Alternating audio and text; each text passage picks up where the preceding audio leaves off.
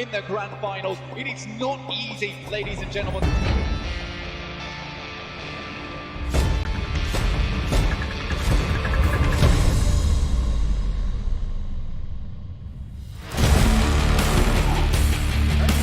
برستيجة ما بلعب بول برستيجة من بول برستيجة من بول وفريق اليلا اي سبورتس يصعب من فوز على اللاعب بانتر نوك داون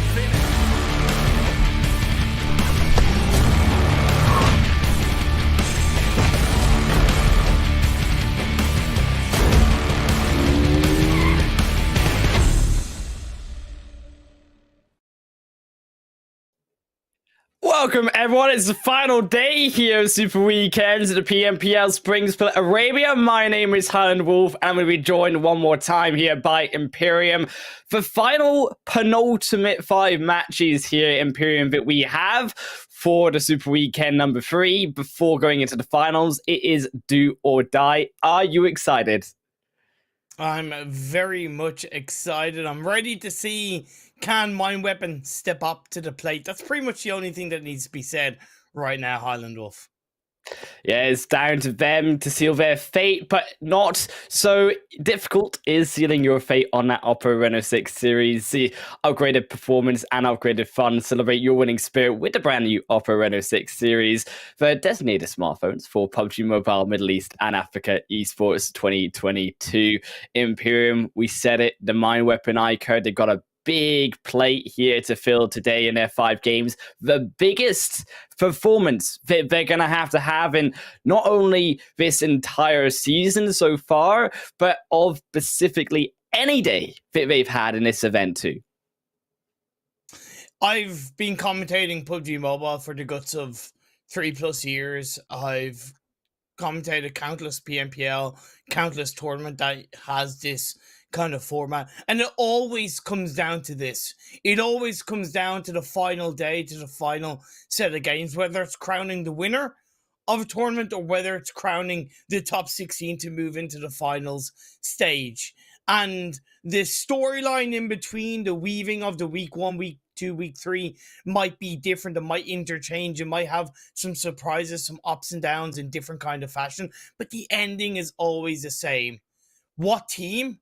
In this case, one team can step up to the plate to knock that non-moving target off that 16th place spot and book their spot into the league finals. I'm just so excited. It's going to be game by game. It's going to be important. Of course, check out, as we say, these league finals later on, though, this event here in Imperium. It is going to be later next week too.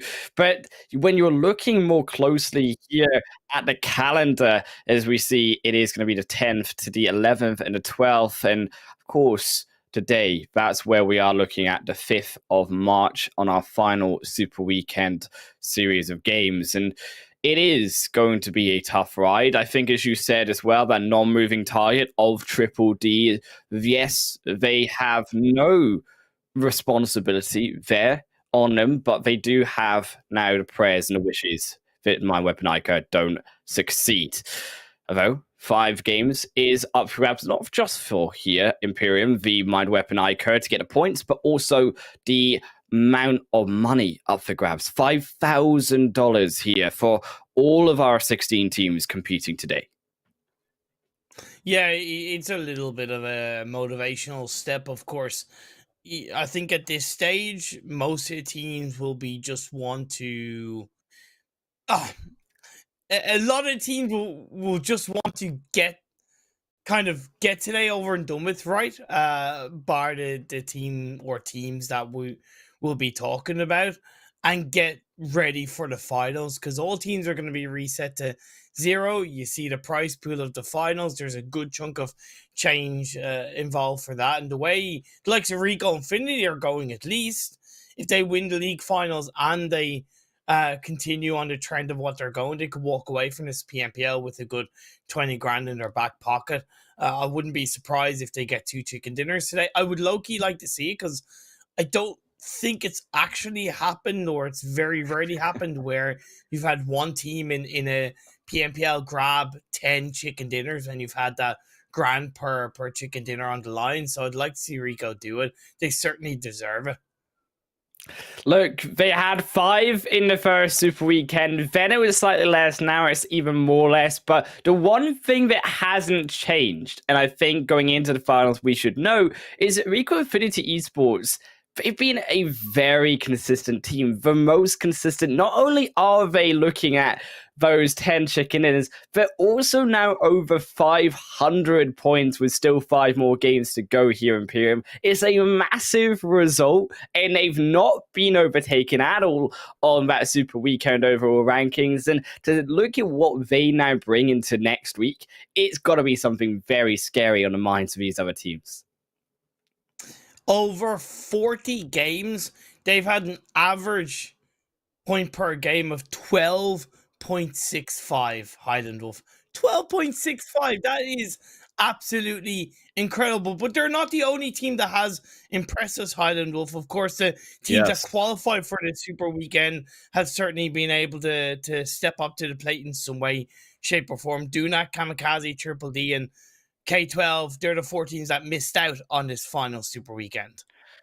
Consolidations, of course, for KURD12 not making it means that they are at least one of our confirmed teams not going to be making that finals, and they will no longer take part in our tournament. The hopes there for Dunak, KAMIKAZE, as we said, already going to be sealed for them. They're going to be inside of the finals, but Triple D, that is, as you say, the non-moving target that we have to be looking out for. The overall 5 matches, though, that it is on a mind weapon iKURD to take that 16th position is going to be our typical Erangel sandwich, starting with Erangel and finishing off with Erangel, Sanhok, Miramar in between, for what has been, I think, some surprises, particularly though more from Miramar here in Imperium, has been more surprising to me than I think Sanhok through the course of this tournament. Yeah, look, it's at the stage where I'm just not really worried too much about the different maps, right? I have stats on each team's strongest map, right, across this PMPL, but I'm not really going to look at it until we get to the league finals, because over 45 games, it can tell you a bit of a story, right? And it can show an element of a pattern, but when you've had different teams every single Super Weekend, there is that variable in play, right? And it gets to a point where some 45 games can, to an extent, be too many games, right? So Yes. to me, I'm looking at these 5 games to see what the teams can do, and then calculate the strength of each map coming into the league finals. Yeah, Rico Infinity heading into that finals looking absolutely on fire. Nigma Galaxy, though, and NASR Esports, the 2 other teams that you talked about here in PMV, has also showed that consistency. Yeah, like I said, NASR, to me, I think are top 3 worthy overall. Yes, CONQUEROR in their strongest times have probably looked more controlling, more aggressive, better than NASR. But I think across the games we've seen, and of course the total points speaks for that, I think NASR have been a little bit more consistent within that, and I think they've overall showed a little bit more stability. Whether or not that changes remains to be seen as we move on to the second page. And like we know, Revolution, Stalwart, KAMIKAZE, they're all good, even though KAMIKAZE aren't in this Super Weekend. RTG, they're fine. They're what, 9 points behind Triple D, 10. If you want to go past them, they'll be good coming into the league finals. Yeah, they solidified their position. Triple D not playing, though, is not the case. And as we said, anyone above 14th and upwards is also very much comfortable heading on into those finals too. And that is all down to, of course, our final page here in Imperium, because headquarters 4K Esports did not have the 10 games that they needed to get in onto that leaderboard. And the Mind Weapon iKURD, to an extent, also very much struggling. Yes, they had one good game there on the Sanhok in yesterday's series, but that one match is not going to be enough to seal them another 57, 58 points at least to qualify here.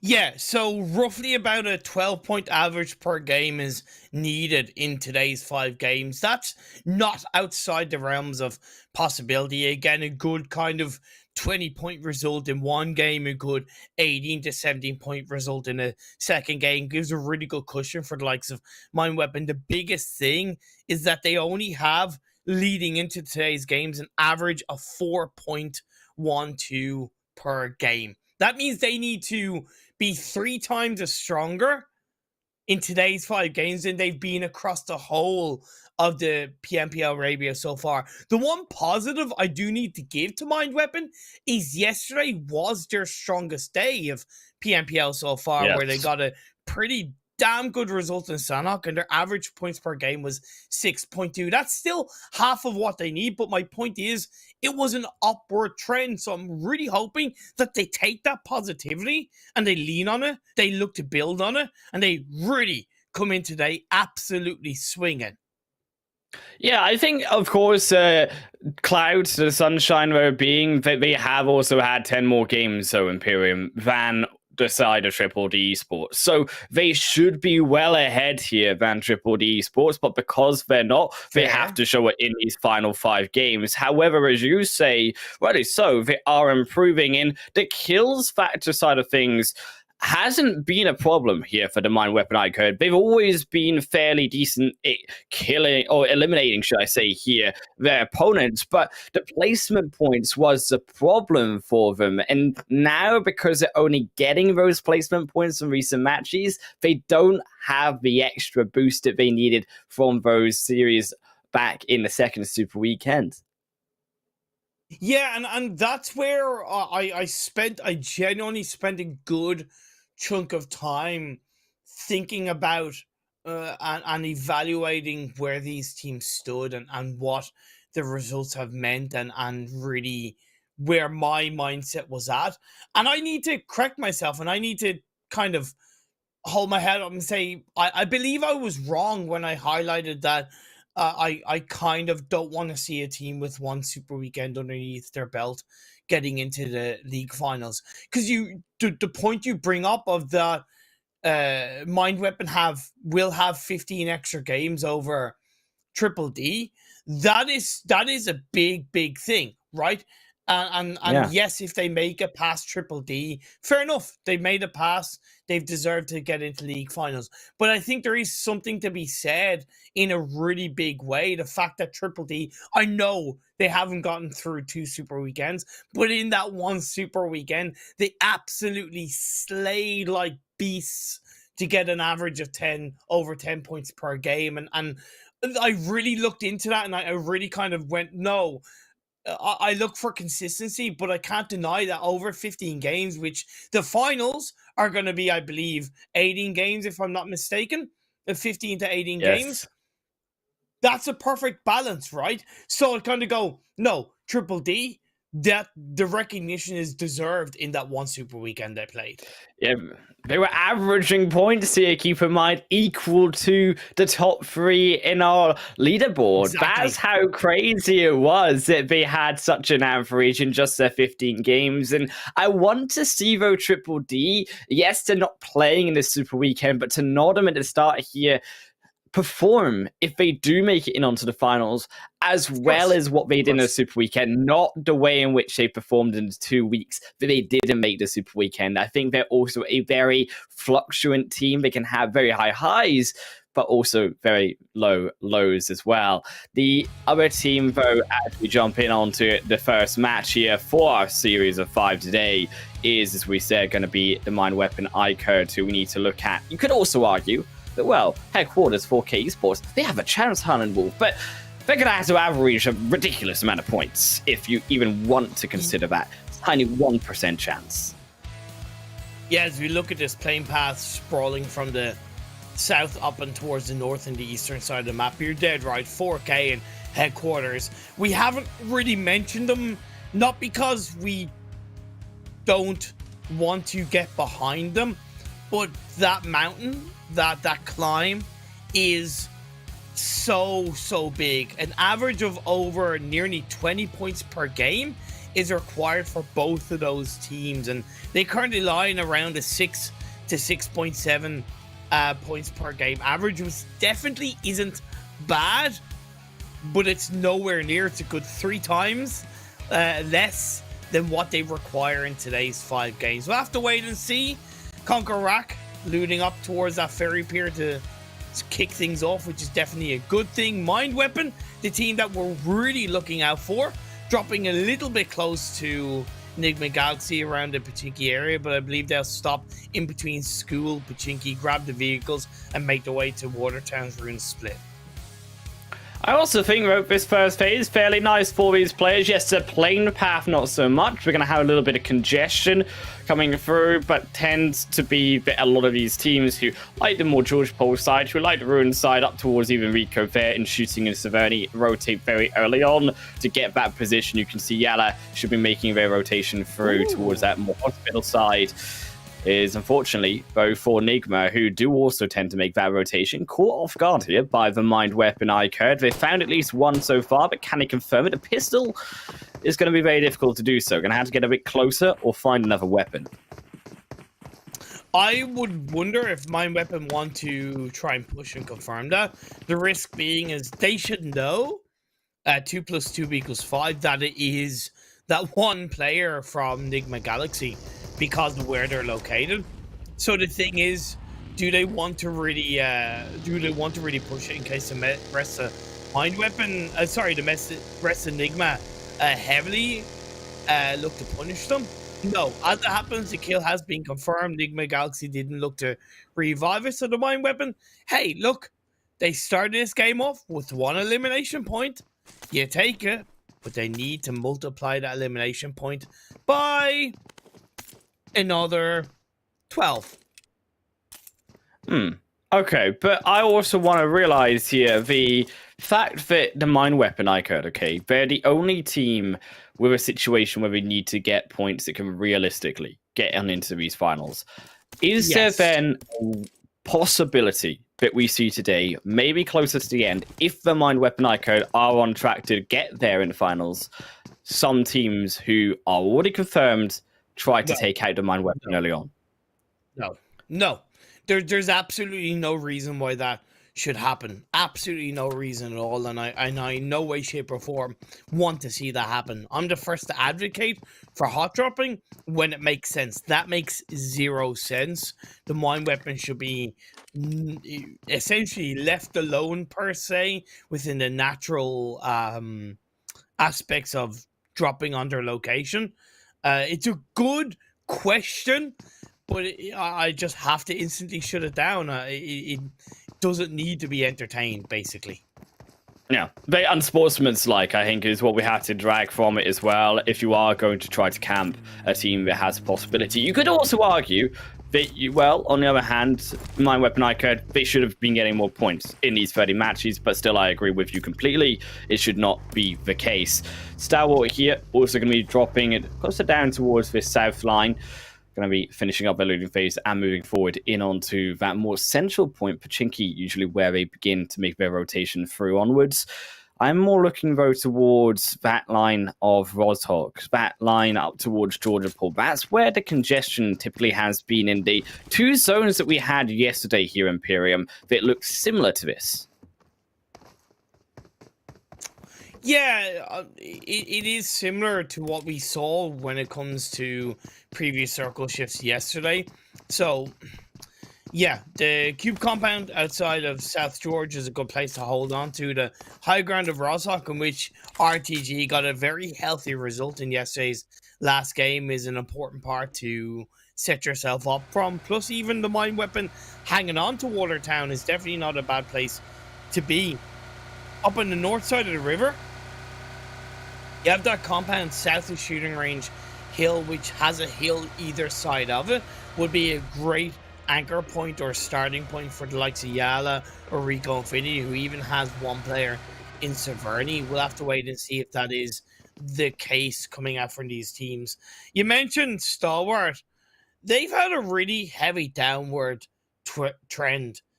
At the start of last week's Super Weekend, they were in 5th and they've dropped all the way down to 10th. Now, and I kind of alluded to this, and I've thought a little bit more about it. Haven't really come to any full conclusion, of course, because that's the way my mind can work sometimes. But I do have the question around how intentional has the drop down been from Stalwart? How intentional in the sense of going for something different in strategy, in positioning, in aggression, in communication to prepare for the league finals. Over the amount of games that we've seen across the 2 super weekends and the drop that they've had in a consistent manner, I really don't think most of it has been intentionally trying something new and it not working out. I really think they've just failed to adapt to the rest of the lobby, and the other teams around them have gotten stronger, and it's become increasingly harder for Stalwart UAE. They're by no means a bad team, but I just worry if that downtrend continues or even stagnates leading into the league finals. Talking about stagnation, KAMIKAZE, of course, they're also sat in 11th position in the overall rankings. Now, yes, they're not playing, but there's only 2 teams currently with 10 more games in them that also haven't had the same amount of points, and that being 1ENMILLION Esports and RAD. Now, equally, both of them going to be making it through on into the finals, but the point stands that they have been lacking in the consistency of getting points per game. 1ENMILLION Esports having a very poor showing. I think previously in that second Super Weekend, the majority of their points coming through from the first Super Weekend primarily. And then also RAD, as you talked about that downward trend, have been beginning to settle down in what has been a fall in their consistency of points. And it's just a lack of chicken dinner that also puts a question mark on their ability to really control and close out games when it matters. Either way, phase 2 is going to show up, and it goes a little bit down the southeast. It's not a massive shift, maybe not as centralized as I expected it to be, but it does take away a good chunk of that North River location. So a lot of priority is going to be around apartments, the compounds to the east of apartments, even the kind of Yasnaya fields to an extent, all in play. Fortunate though, we'd seen RAD, we talked about them needing the points to prove to us if he can get a chicken dinner. It's not going great in his first game. 2 now knocked. Desha under some significant fire. You can see also the split is not great. Satan cannot get really round. Will finally make the loop round to Desha, but is under fire, potentially getting caught. Iza as well going to look for another location, potentially to try look for the kill. No, instead they will just leave RAD. So as much as the 2 knocks were in place, it leaves RAD get both of those knocks back together. I think Brad got a little bit lucky. The 963 didn't really want to push that. I know 963 are down to 2 players, but I still think they could have been a bit more aggressive. This is the final day of the final Super Weekend. Now, why not take some chances? Why not push yourself to the limits, even as a duo? You'd be surprised what you can discover as CONQUEROR. They've discovered one of the players of Revolution, Smoker. Is going to get an open knock, looking for a second. Nearly makes it. It is with DP28. Going to switch over, go reload. Can't reload. Is he going to reload? He gets a knock with a second reload. Unfortunately, Revolution, you said they met one of them CONQUEROR members. They didn't realize, so they met the entire team. And they all said hello and goodbye. Unfortunately, there to the edge of Smoker is there. He falls. One more. Going to be a second in total here for the Revolution crew. Down to final 2, as you said. Surprised at what we can do. I'm not so much convinced in their location. They've still got a high grounds with teams coming in potentially above them. And CONQUEROR still have that other end of the road to block.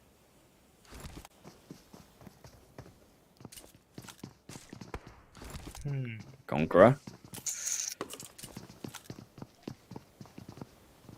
Losing Caligoni is definitely not the worst thing in the world. They have a good spot inside this phase 2. I really like the spread from Falcons up on the northern side of the river, outside of Rozhok, essentially in between Rozhok and Yasnaya.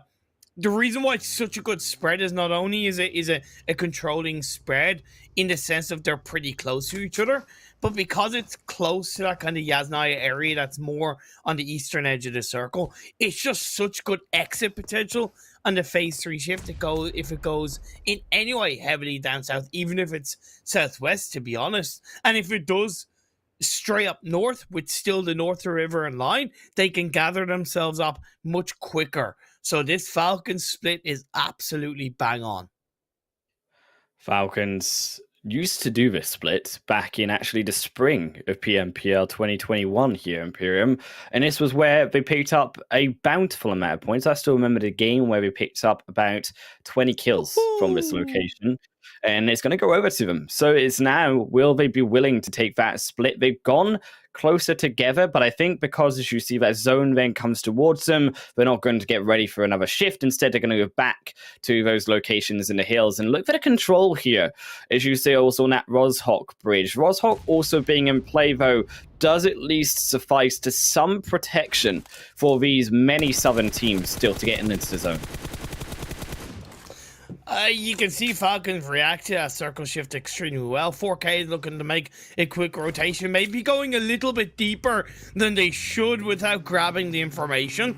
See Revolution, the two players in this fight against CONQUEROR. They're not too far away from the southern edge of the circle, so they don't really need to be massively quick with this fight. It's still only phase 3, so it could shift back down south on phase 4, for example. But it seems like the two remaining players of Revolution looking to grab their tail and run in towards the edge of the circle.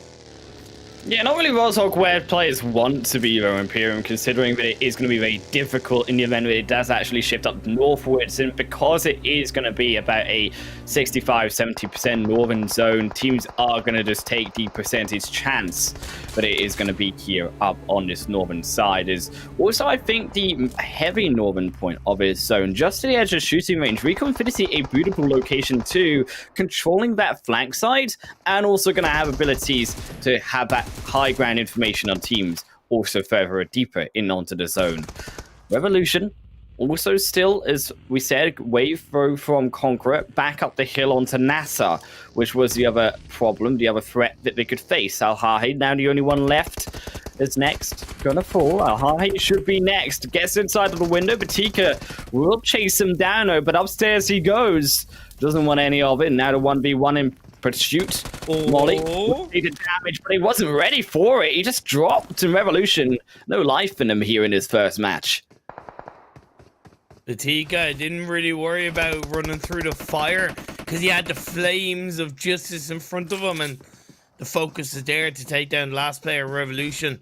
The mind weapon, such an important fight for them as they go up against Twisted Minds. It's a 1v1. Nate being cooked up by Osama as a revive, I believe, came through onto one of the Twisted Mind players in through the side of the building. Not connecting, is going for the revive. I don't mind this from the mind weapon, but I also would like to see a little bit of, you know, grit and determination in the 1v1. We'll have to wait and see as Dami is in the back line. Can Twisted Minds deal with it? No, not the case. Oh no, Dami's gonna push Osama further.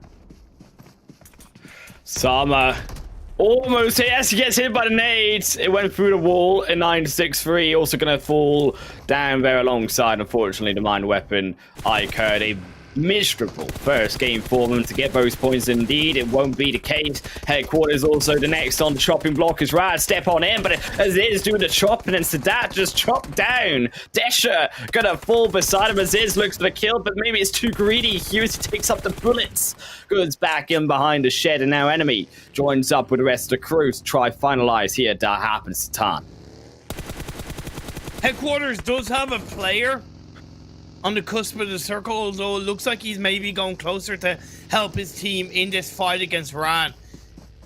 Phase 4 shifted up towards the northwest, so these teams are outside the circle, but they can crawl their way in for an edge of circle position. But it seems like Rad want to just hightail this, and I don't disagree with them. Rip maybe looking for a bit of a chase as Headquarters are back up still as a full squad.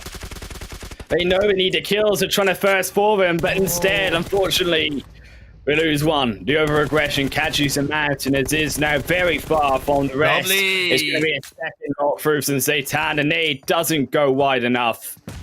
But now, there falls potentially a third as enemy comes in for the support. Aziz will be revived.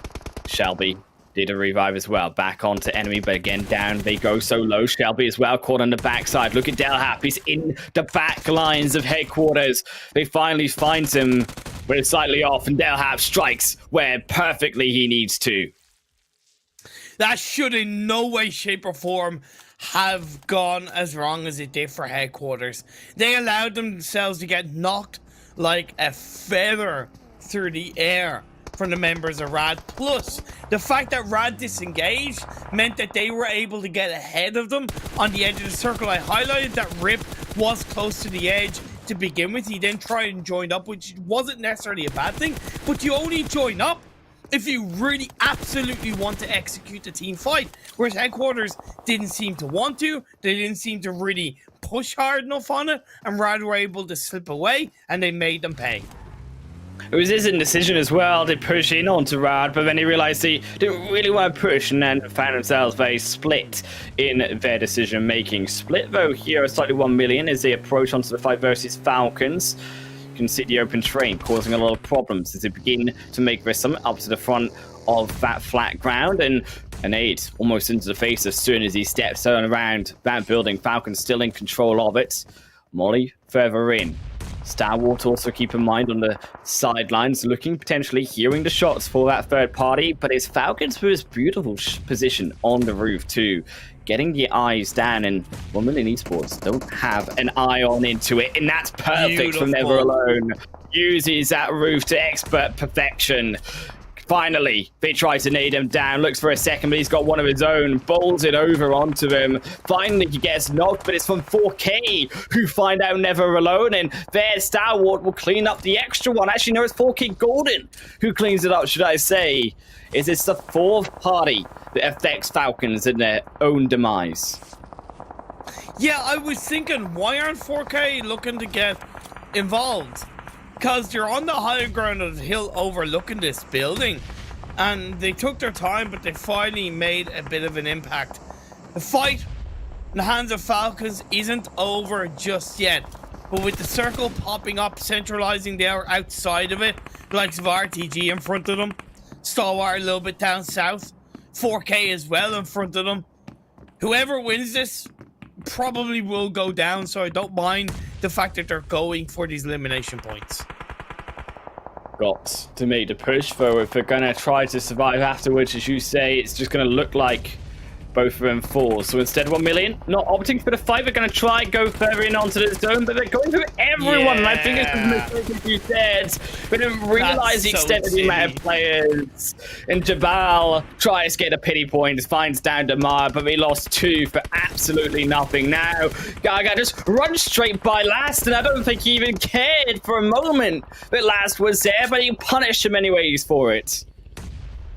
Yeah, that was a really silly decision from 1 million. They should have just have taken the fight. Yeah, they got 1 elimination point, but they probably could have won the fight against Falcons. They had the body advantage. They got scared, and they paid the ultimate price. Falcons now going to look to disengage, but I can't imagine they're going to make it too far into the edge of the circle. They make it past 4K or in their own little fight against Nigma Galaxy, but they're right out in the open, and if it's not 4K, it's RTG.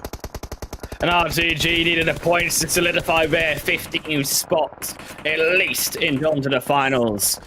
3 kills for them, overlooking everyone. They've got the position, they've got the zone in play for themselves. I mean, the only real other crew that can do that type of damage is YaLLa. You're also in that south end to block out Twisted Minds, who, in their own right, are going to be the next in some deep trouble.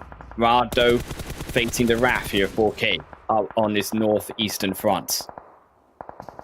RTG have the best split and the best position inside the circle. It's 2-2, but I believe they should be 3-1. They only need 1 player inside those buildings across the road. The 3 players that are more on the edge, they need to be together so they can hold off the likes of Twisted Minds. Whereas as a duo, it's just not quite there. The support isn't going to be enough, in my opinion. Yeah, I think if you had a zone in play, then you can play it on 2-2 because you got the extra zone to help you. But as you say, rightly so, you only need one to be scouting out. I think the worry there is if one gets knocked for Imperium, how do you make the revive, which is the other option later in the stage of the game. But then you lose, of course, the information, and I think that's also what RTG are worried about. The zone, though, it goes towards them. So as much as we discuss that, they don't really care because the zone for Phase 5, it's all in their control, and this is a gift of a game for them as 4K. All of these on the northern side have to fight it out for only a very long haul on into a zone that they don't have control of. Luckily, it's a little bit harder for teams to push RTG directly because of the amount of ridges around RTG, but it doesn't mean that teams can't get closer, and I still don't feel too comfortable with the 2-2 split that they hold on to. I'm hoping to be proven wrong as 4K are looking to prove all the naysayers wrong and maybe get into that 20-point average per game. They're certainly putting a good showing of it. Up to 5 eliminations is still surviving as a full squad once they execute the revive. But they have to get into that zone. Stalwart's still ahead of them. Has still got RTG's dominant position ahead of them too. Do not forget though, we talked about consistency and how Rico with Affinity somehow managed to always get in onto these zones while they slivered their way here onto YaLLa, who have been beside them all game. Finally they look for the pushy mountain of smokes to block out the eyes of the YaLLa crew, and now one knock in looking for the assassination, but there's no one there. It's the next window over as they finally potentially find a second. Finding, hoping, surrounding, hoping goes down, hoping eliminated away, and Rico Infinity Esports dispatch of YaLLa cleanly. I just love how quick they took that fight. Absolutely exemplarily quick. And even though they suffered a knock, it's so quickly executed that even though Nigma are behind them now looking for a bit of a third party, the recovery will be there in time for them to deal with the two-man Nigma team. And I like how it immediately also looked behind them too. You see this time and time again, Imperium, even in the PMPL teams, they finish the fight, they don't look behind them at the third party, even at this stage in the game. It costs them now. Yes, SK Ton will be knocked by the hands there to Twisted Minds behind them. Maybe opening an option here for Nigma Galaxy, who are getting closer and closer. But as you say, was this two-man turnaround that stops Nigma and a quick fight previously from progressing onwards, and now they're going to be able to couple another revive. Look back down, Ida's going for the push. He finds the wraparound, going around the bushes, finds so two, and Nigma Galaxy destructed. I told you so. I told you so. I hate to say I told you so. Two players up on the high hill grounds down on the south side. Couldn't deal with Twisted Minds as a 3-person team. RTG down to a duo. Yes, they still have the circle, but what's the point in having the circle if you don't have the bodies to deal with it? Don't have the body, so here 4K. We lost 2 coming in onto the zone, but it's Twisted Mind to make the push for them, maybe hoping to whistle down for them here. A little bit of extra kills. Are on 8, the highest here of anyone so far, and Twisted Minds holding though on the fight. They secured the position at least. RTG forced back upstairs, and then the final one comes through, but it's Anaconda who steals it away, and they go up to 7. It's just... Oh man, it's written in the stars. It's so predictable. Fortunately, RTG can't deal with it. Good play by Twisted Minds. Got to give them a lot of respect. I think they've done a better job this game compared to others of sticking together and pushing in from the edge as a 3-person team. Still, it's all though down to if it could close out this game. They've done a good job getting to this third position, but there's still a full squad here of Rico Infinity Esports. The only team up with 4 players, 4K, at least, the very least, going to secure themselves 17 points, but they need even more, as you say. They need as many as they can muster.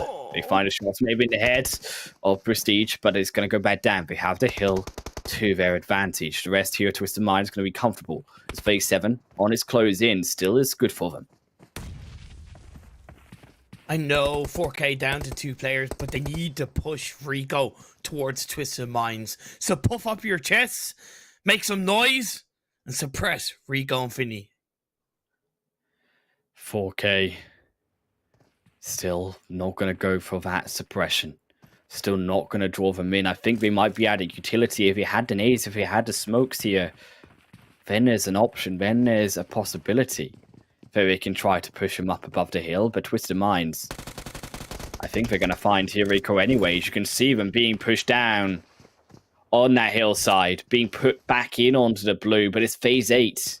A few seconds in onto the blue and you drop. Eliminated. Out. Rico Infinity, they know this. That's why they look for the push, but almost an 8. It bounces back off the wall, and it wasn't cut quite right. But it still does the damage to Kaito anyways. Forces them back. An option now for Rico Infinity to push up as they lay down the smoke road in onto the building. One single smoke made things so much easier for Rico to not push up this hill. And now we push on into the building too. Ida caught though is 4K, catching him on the backside. They're not taking account of their flanks. Now Twisted Minds are taking advantage of it. A second to a third. That double for Dami. It's 4K. Look for the option to try wrap around. Grabs out one with the help of Golden. 9 kills for them. Yes, they won't likely take this game, but they secure an extra placement point. They secure the extra kill points away from Rico Infinity. Anaconda, all on his lonesome. I always remember back in the Miramar game when he got a 1v4 with just 3 nades onto the members of Iraq. It's going to be 1v3. Can he do it once again? It's going to be much more tough, though. Twisted Minds, they have the building. Golden at least going to try to give some information. Now's the opportunity for Anaconda. He jump around, he's running. He doesn't want to 1v3 like this, and unfortunately for his demise, it is Chew. And Twisted Minds take the first chicken dinner of today. Another 1,000 in their hands, and rightly so here. You have to remember, this is 2 for 2 days in a row now. Of course, keep in mind, they did this to Conqueror as well. Man, great effort across the board between Rico, Twisted Minds, and 4K. Like, couldn't have asked for better pushes from all 3 teams. That's the thing.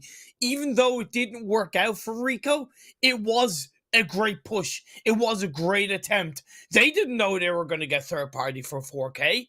But that simple smoke laydown, the simple nade up on the top floor of the building, just so well executed. In the end, Twisted Minds had their angles covered. And let's be fair, they'd done a great job of pushing onto RTG previously in the game, then taking control of that compound. Then 4K, the third party masters, the snakes with the Anaconda, just playing through. Look, 4K, please don't break my heart. That's all I'm saying. Just don't break my heart. Like, because what a game! I can't be let down. I can't be let down like this. I can't. Look, Imperium, as much as I want to have that heart in place too, we saw this from 4K in yesterday's first match. I'm not convinced quite yet, but there's a chance. And if there's a chance, I'll hold on to it, because it was a phenomenal game for 4K to get in on that zone and secure that second position, getting those 21 points, 28 there for a massive 13 elimination points chicken dinner though for Twisted Minds. 21 points. That's over the average they need per game. I know it's only like a teeny tiny bit above the average, so it's not enough of a cushion per se. Like, that chicken dinner would have given them a much better cushion, right? But yeah. 4K, hell of a performance. And I think out of the 3 teams that's made it into this super weekend in terms of in the fight for that 16th spot of Triple D headquarters in 4K, I overall believe that 4K can walk out of this super weekend with their head held really high, because I really think that they have overall done as good as they can across these games. When they've been given an opportunity to shine, they've shined really brightly. Yeah, in a world where I think Triple D didn't have a phenomenal second Super Weekend, there's a chance that I think all of them could have much easier got in onto that 16th position. But as I say, it is the Mind Weapon iKURD who had that chance coming into today in only 1 point game here out of our first match. Imperium was not what they were looking for.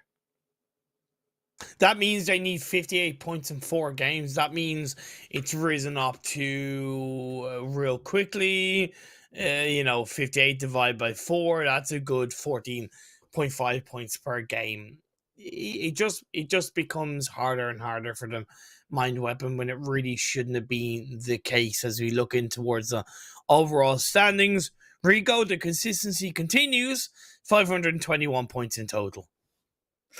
Looking to try break that 550 mark by the end of today in those 10 chicken dinners that we are hoping they can get to double digits for and bag at least. What is also, by the way, the equivalent to the first place prize in the finals here. That's how much money they've secured in this Super Weekend.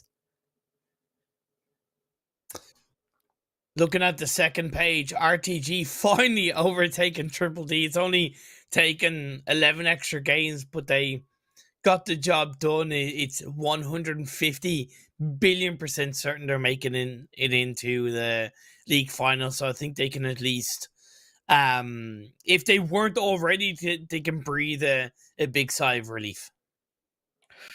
Yeah, for sure. I think RTG secured in, Triple D now breathing a sigh of relief because, as we say, it's only 1 point here gained by the Mind Weapon iKURD, so makes their prayers answered, makes them and their shot in onto the finals much, much greater. I think if we ever seen in any competition Imperium, a 14.5 point average matched in 4 games, is there ever been a chance? Probably not. But I tell you what, if I'm hedging any kind of bets, I'm hedging on 4K for the time being. But I'm also afraid because I don't want my heart to be broken as we look at these upload moments. As of right now, like 4K are on an average of 8.18. Of course, that's nowhere near overall what they need to get in these final 4 games. But they put themselves in the best light out of the 3 games you looked at all weekend. I think it looked the greatest out of these 3 teams, as you say, especially in the 11 matches that we've seen so far. But there were a lot of mistakes coming through in this game. I think we saw 1million, then Falcons stopping in the open. Yes, they weren't going to get much further, but if you stop in the open, you're dead anyways. I think also Rad, the other big mistake here, we're lucky to even have survived, but a lot of these teams, yes, we're coming to the closure of the Super Weekend, maybe not giving it as much thought on these fights in these small situations where they need that thought to be in play.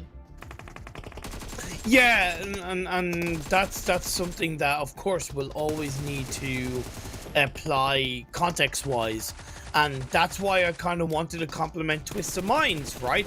On how they moved throughout that game, because maybe that's them making slight adjustments or testing different things. And I know they lost focus early on, and I think that's still something they need to really look into when the finals come along. But when they do group together past phase 3, phase 4, they are a really strong team. They're just not doing it enough. Yeah, if they can be together, as you said, I think similarly better to RTG, and they have a synergy on board. They're an unstoppable force. It's looking like it in that first game. See if we can do it again, though. Miramar will have to see as in the future, and after a short ad break.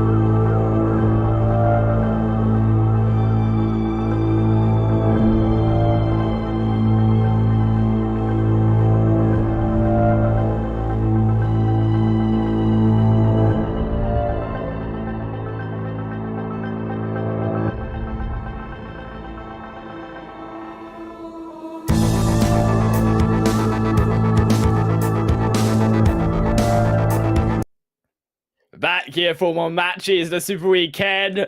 Good job, because it's 4K Esports hitting on the big match here for the first game of the Super Weekend in our final day.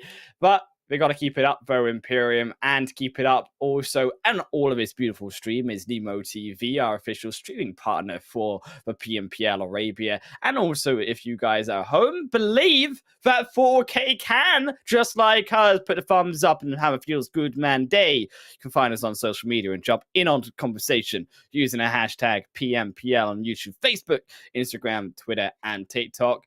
The belief is there. I am just very scared of having another heartbreak, frankly, Imperium. Yeah, it really is. Oh, man, it's tough because on one hand, I always try to get behind teams. I always try to believe that it's not over till it's over, especially when they show that kind of grit and determination. And 4K did it at the start of yesterday. They even, to an extent, did it in Game 2. Then it went downhill. And I don't want it to be the same fate today. I really don't. I really don't. I know that mountain is it's just so tough to climb. Just so tough. And I don't think I'll be as heartbroken as I'm making it out to be, because I understand that mountain is so like steep. But if they do it again in this second game, if they get another 20+ point game, my lord, my heart and my soul. Like, and here's the thing, Highland Wolf. We can only imagine how the players are feeling as well, right? They just rocked off on the back of a 21 thing, right? And they're thinking, crap, can we do Actually, this? this is possible. Yeah. You know, how nervous must they feel? I think when you look towards a mental perspective, the pressure definitely going to be there. But you've also got to imagine that, on the other hand, though, Imperium, they are going to be very high in terms of that success that they've had in the first game. Now they just need to tone it down, keep it level going in onto the second, and not let that success get to their head, because that's when it gets dangerous too. We've seen this on Miramar too. 4K yesterday, they got a great game in Erangel, and then Miramar, they kind of threw it down in the bin, 15th position, even though they got a couple kills there on 1 million early on. So to see if they have another fight versus 1 million, if they can improve on their mistakes, that's what's to be done. If now, when really is going to be the opportunity. I think that's a fair point you make, where it's not necessarily that they shouldn't build on the strong result of game one, but they don't get overconfident like you alluded to. The mistakes that they need to correct, at least from yesterday's Miramar game, that fight on 1 million was near perfect, really, genuinely near perfect. Helped by a 1v2, I believe. I forget exactly who it was from 4K that got 1v2 onto the members of 1 million. But either way, I still believe they would have won that fight anyway, just with a casualty. It was the kind of phase 2, phase 3 rotation that saw them mess up more effectively, where they just went in a little bit deep. I know it was a tough shift in that Miramar game, but there's no way they couldn't have played in towards the edge of the circle. I hope they don't come across 1 million. I'm wondering, will the playing path force both teams to go for that kind of El Azahar drop, or will 4K look kind of looking like it? Maybe not take the chance and drop somewhere else.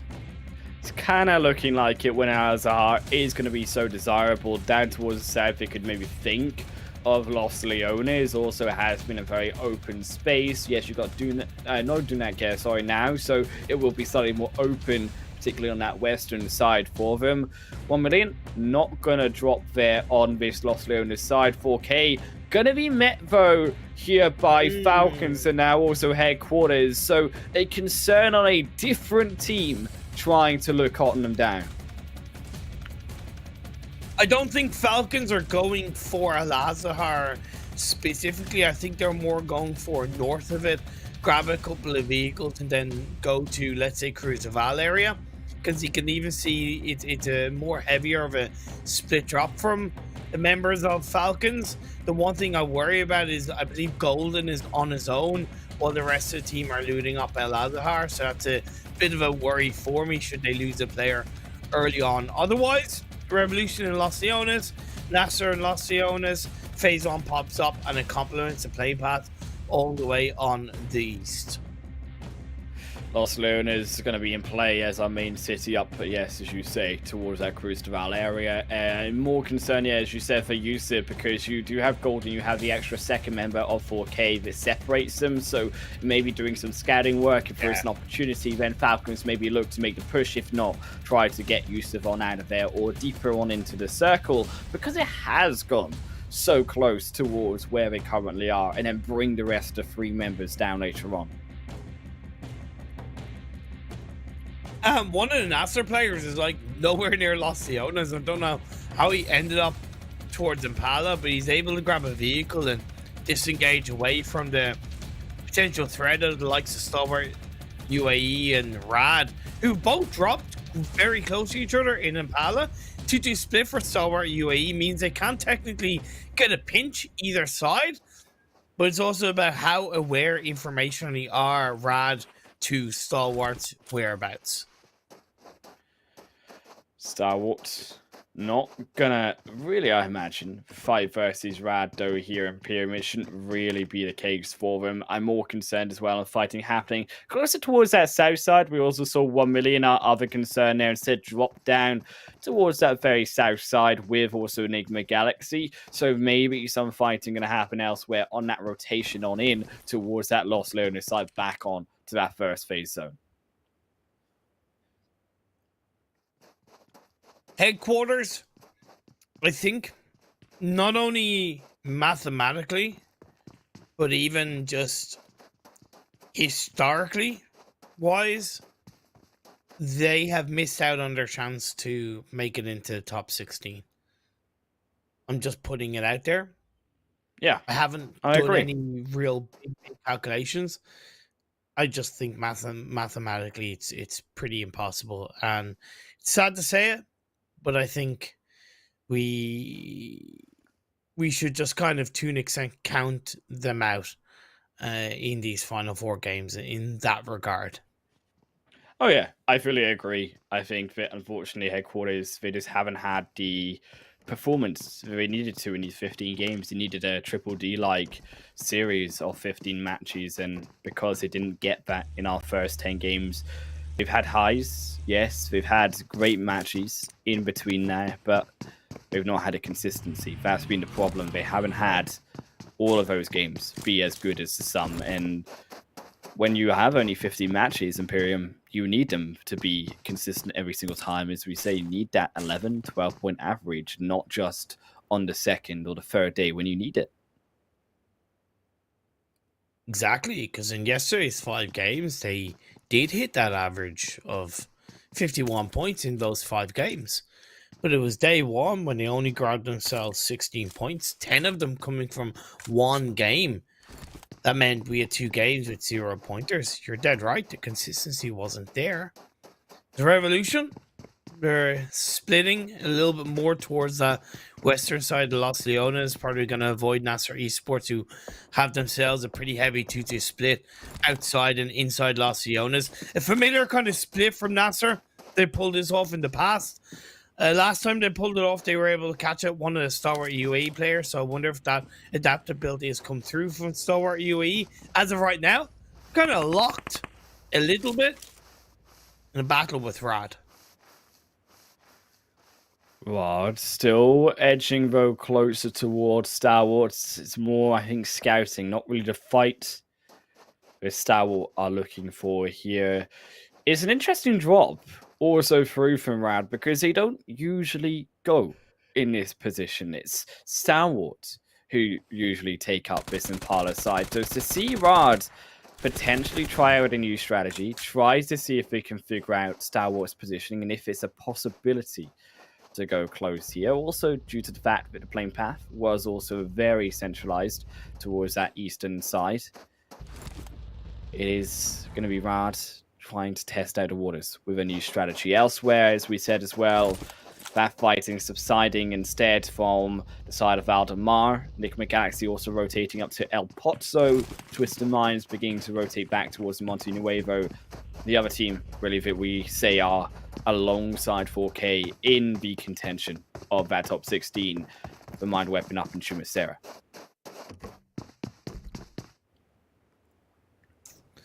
CONQUEROR, as usual, have a bit of a 2-2 split between Minas and Graveyard.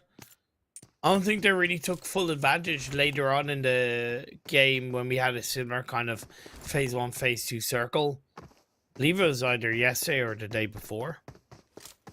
So hoping that adaptability comes out to play.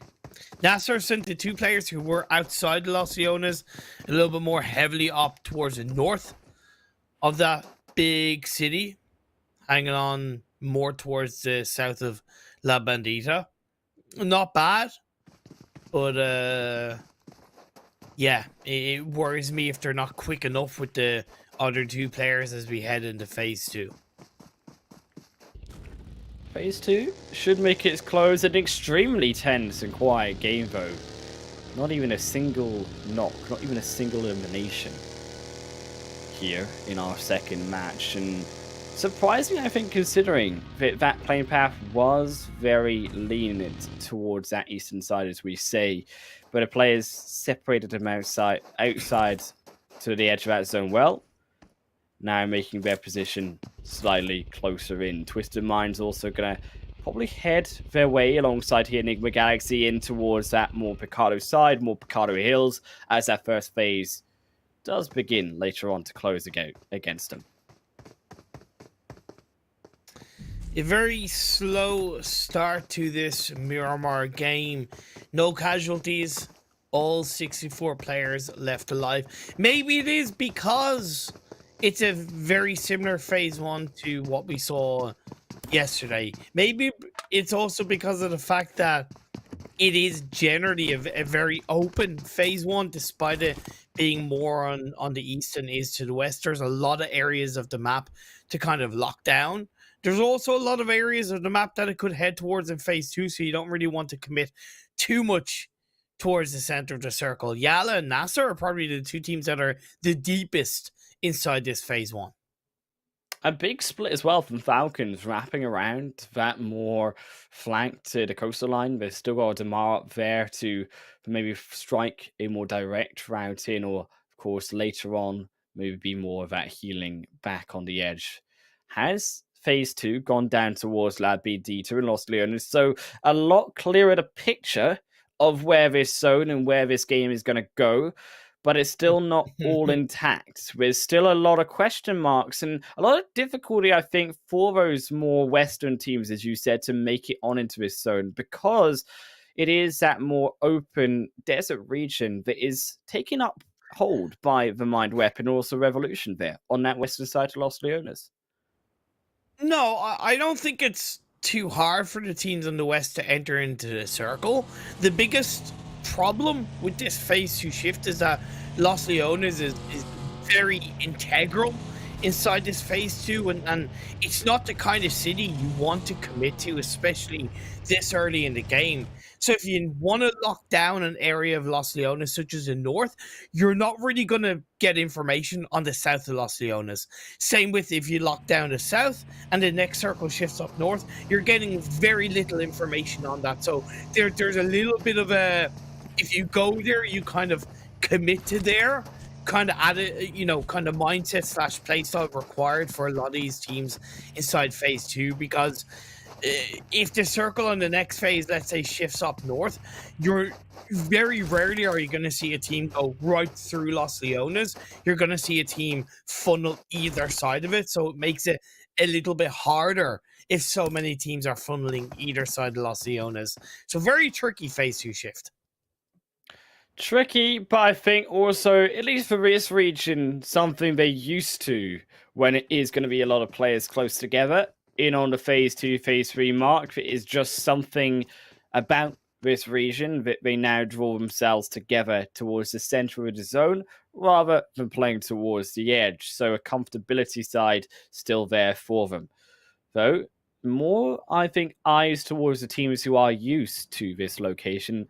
Can they control it with the extra information, the comfortability, as we say, of starting here usually in Los Leones, NASR being one of them, more towards this eastern side. But the problem, I think, for NASR has been holding Los Leones particularly, have struggled in the past, and we've seen games where they go down very early, even in Los Leones, trying to hold it. So can they now, with one more Miramar match before the finals, improve on those mistakes? Right now, it looks like they are. I think it's a really strong initial setup on the northwestern or northeastern edge of Los Leones. Headquarters inside Graveyard, Rico and Finny a little bit down towards the south of them. Very close together, I might add. The Mind Weapon on that western side of Los Leones. You have 4K have gone for a deep rotation all the way from El Azahar right down towards the southwestern edge of Phase 2. So I really appreciate that well-rounded, well together for a rotation from 4K. They're all sticking close to each other. Thing is, they've taken their time a little bit more heavily, and they're still not inside the circle as a shift aggressively over to the west. Great for the Mind Weapon, I gotta say, because it's not like their position is going to be focused, but they're in a great spot of this Phase 3 to push a couple of teams back, make a bit of noise, puff up their chests. Question is, can they do it?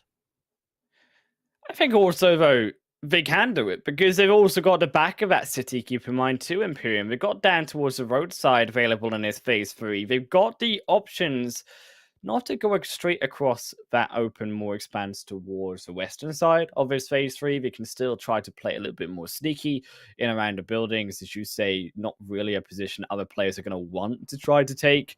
Heading up onto those hills on the western side of Los Leones. RTG potentially going to be our first fight. Also, Rad now in some trouble versus Stalwart, but it's Rico Infinity versus RTG is going to be our first fight potentially of this game. But even Prestige not really wanting to take that, as you can see Bandar now knocked, trying to find a knock of their own, but it's RTG coming up slightly stronger in the overall engagement, and even now taking the engagement you can see on that far backside to Headquarters too, and then winning both. Taking too many fights at once. Why are you shooting towards Headquarters? You gotta really kind of pinch them together and take that one fight at once. RTG, you're making these kind of mistakes again. The 2-2 splits can work out. Now you're looking to disengage Vito? How the hell did he get away with that one? Unfortunately, I did shots. He may have over 100 kills in the PMPL, but it's not going to be an extra one here at the start of this second match. He's still hunting for it, though. Vito's not out of the woods yet. Get the healing, but you can see the vehicle is burned down. There's no escape. Vito will be the sacrificial lamb here for RTG, who, quite frankly, they should have had that fight in the bag versus Rico Infinity. They got the knock. They were pinned into a corner. But because, as you say, they tried to take too many fights, they're going to lose both of those fights at the same time.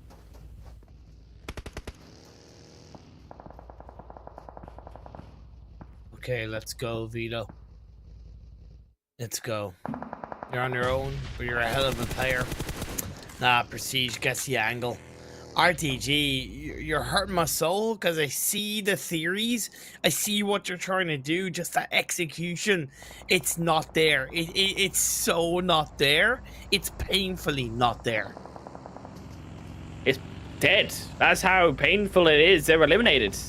That's how painful it really is here, Imperium, for RTG, and it's punishing, to say the least, as Phase 4 is going to make his close on in, and there's going to be another shift here, and RTG not going to have that shift towards him, and it goes back down here to the Mind Weapon and into Los Leones, but this is where the zone gets really tricky now, that we are looking at a zone where you've got half outside of the city, half inside of the city. The decision is not fair.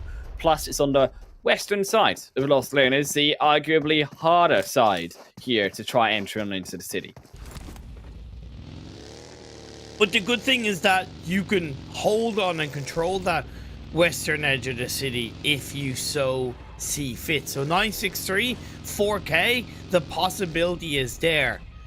Nigma, getting a knock into one of the Rico players as they fought earlier on against RTG, so their rotation was a little bit slowed down. Nigma Galaxy, for some reason, were hanging around Picado, which I genuinely don't agree with. But whatever, it is what it is. They don't really need to worry about things. And NASR, they're going right back into the heart of Los Leones. They are going. We're going very deep in onto Los Leones, so right into the hearts here. Behind 4K, in amongst the front buildings towards the western side. Going to try to take up the scaffolding, use the high ground, those very highest points of Los Leones for that information. Particularly of those, as we say, heading on in to try confirm the kills, also try to confirm the eliminations, try to confirm the knocks here coming through from those entering on into that west side of the city. But 4K, they've found a backstabber hero, NASR. Looking for the nade, they missed it. They're looking for the shots, they missed it too. And now, because they don't get the shots immediately through, they don't get the knock, they have to begin to worry about the team behind them too. I like that little bit of a suppressing nade by 4K. It's not really that kind of we're going to go for a fight nade, because they have Mortal across the road quite far away. But it is that kind of little bit of suppression coming through, as YaLLa are going to look to suppress Rad, of course, to that last player up for a side, so it should be a little bit of a free elimination point for YaLLa. Boom, job done. Rad going to be the first eliminated out of this game. I felt like Rad, they weren't really in control of their rotation, so here in PM, we could see them for ages trying to take that fight versus Stalwart, and then they fell behind the rotations on that harder shift.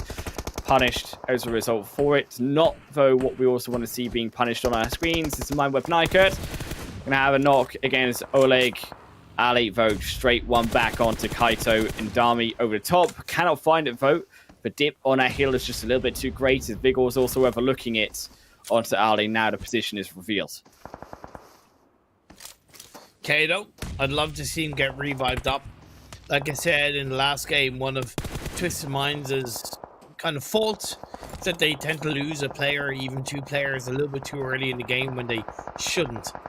Phase 4 is the time in which you probably need to band a little bit more heavily together, and they still hold on to a pretty big 2-2 split. I get they don't need to worry about the league finals, but I don't know, I just want to see something finals-esque from Twisted Minds.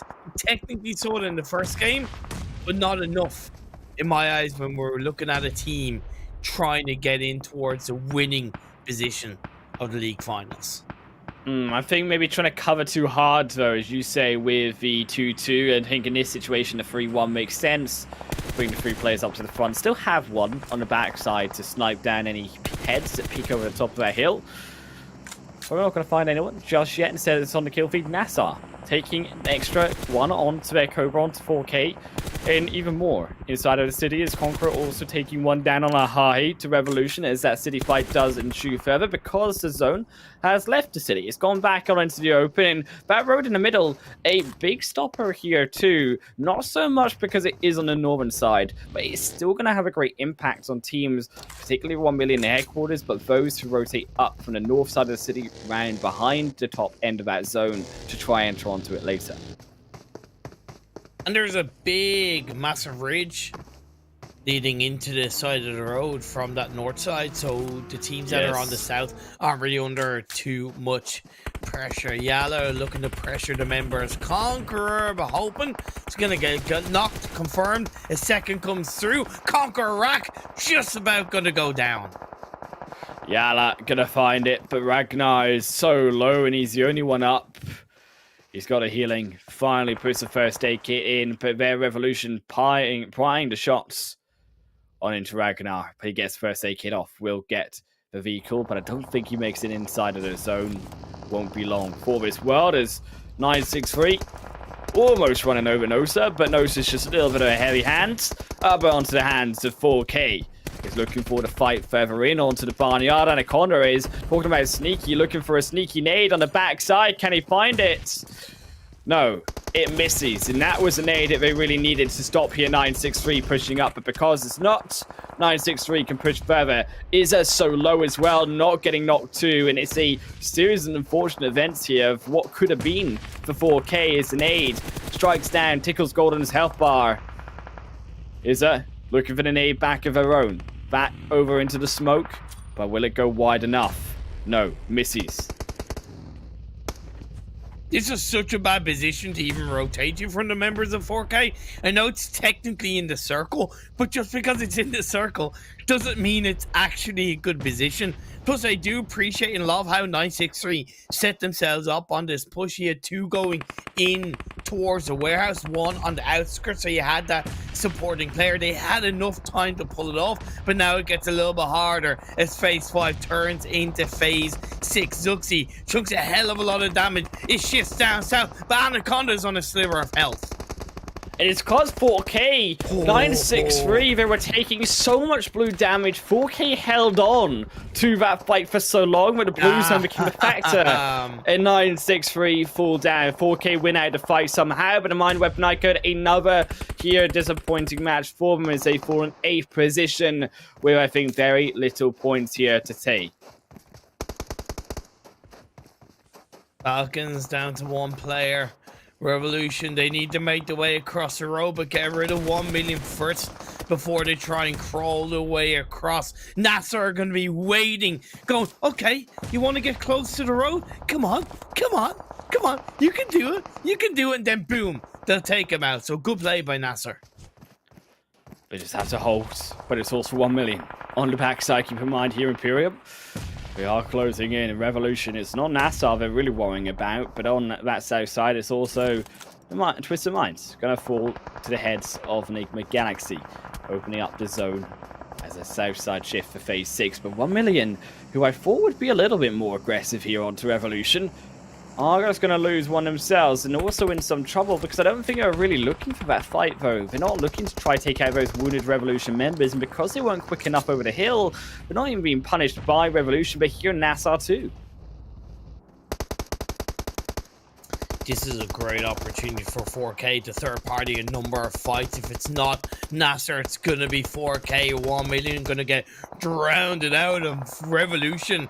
Yeah, they're not really close to the fight, but it's only going to go one way, and that's 6 foot under in my eyes.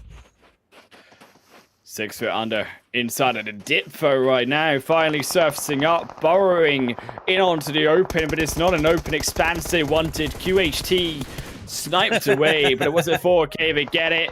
As, yes, the kills go, though, in onto NASR's hands. Revolution go down, but it's 8th points at least for the placements for 4K. Can they survive even more? Should we at least get a third? Here is NASR, rightly punished. They steal all the points away, and 4K finally some points, some eliminations here to show for themselves. They look over Nigma too, if they can find 1 or 2 onto Nigma. With Falcons, they're also falling.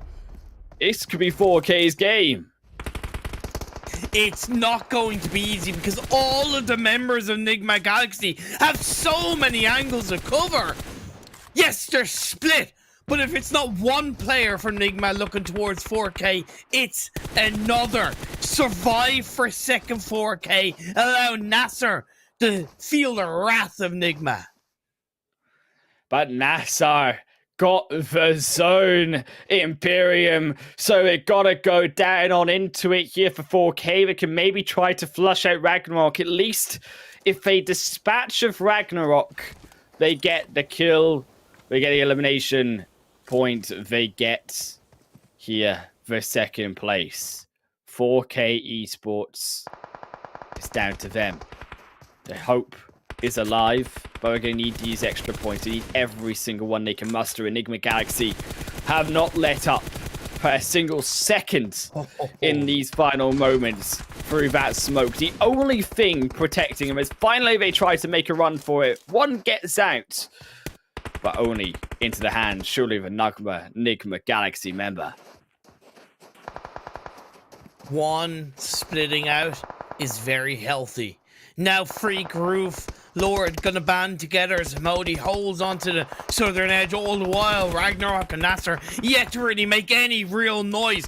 Prone down, have 4K forgotten about him? Yes, they have. They have. NASR stepped up, gets a knock. Gets a knock, but he's revealed a position at least. But look at how low the second member here of 4K is. Golden needs to get the extra heal off. He does now. Look, the hunt for NASR. Look for the hunt on Ragnarok. They need to kill this extra member. They need to find the elimination. But Ragnarok is there behind the hillside. Not found it just yet. You can see them trying, but it's here, Nigma. They take the kills, steal the points away, and NASR takes seconds. But it's only short-lived victory for NASR Esports as Nigma, due diligence have come and 4 angry members for their final match. Yeah, Nigma set it beautifully. They laid a blaze of a game. Chicken dinner secured. It was all about that fight on Twisted Minds. We didn't see it on camera, but we saw it on the elimination feed. We saw it on the map feed. They came in from the west down towards the southwest. They took down Twisted Minds, and from there, it was very easy for them to spread out, gain control, because all of the teams are mainly coming in from the kind of north and the eastern side, outside of the West of Los Leones. Yeah, it was still, though, I think, as we say, Nigma Galaxy who stopped 4K. We're going to have to see in the event, but 4K now is still another good performance. But was it good enough? Because those points, they could have mattered. Those extra 3 points, do they matter by the end of today to get on in? Because you feel like every single one matters, Imperium. It will still matter even if they miraculously, and I mean like miraculously make it through, those points will still have mattered. It just means they technically didn't need them, but they don't know that until they absolutely get to the very end of the day, right? It was still a very good result from 4K. I think they turned their backs on NASR a little bit too early around the Los Leones region. I think they disengaged away a little bit too early and they lost the player. Again, that position that they moved into around the warehouse, it was edge of circle, it was inside the circle. It certainly wasn't comfortable. They just got a little bit lucky that 963 just didn't push aggressively enough, because I'm pretty sure they would have lost that fight if 963 had a pushed. But at least it got away with those 13 points, but it wasn't really, as we say, enough. They really did need those extra few points. Even their Revolution with only 6 placement points, their kills bring them higher overall on the list. NASR, Nigma Galaxy topping out, Nigma taking the $1,000 of this final Miramar match in our Super Weekends.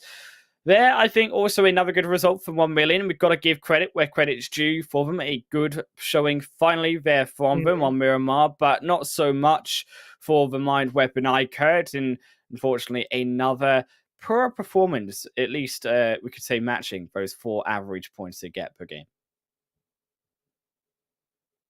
Yeah, it is what it is. It is what it is from the Mind Weapon iKURD. It's just not enough. It really just isn't enough. It puts them now on a total. I know we'll probably have a look at the overall standings, but spoiler alert, it puts them on a total of 108 points. That's roughly about 53, 54 points required in the last 3 games. It's around the same amount of points that 4K need on a side note, but out of the 2 teams, realistically, who's shown up more in today's first 2 games? 4K. Right. Indeed. In 4K, yes, they're able now to match the amount of points. Really, here, this honestly, the Mind Weapon iKURD should have been having way above by the end of these 2 games so far, as you say. They're also Nigma solidifying themselves a second position. A little bit more with their 400-point mark, the second team to reach over, but it is this second page is DDD Esports finally confirmed themselves in a solidified 15th position. Now it is up to, can Triple D hold on? I think they can, considering that what we've seen has just not been consistent enough from our other teams. Yes, history right now says they will, but I'm behind 4K. 4 billion% behind 4K. They have a chicken dinner. They're on a total of 103. 103 points. They need 58 in 3 games. Okay? Well, actually, 59 in 3 games, to be honest. So they need basically 20 points per game, right?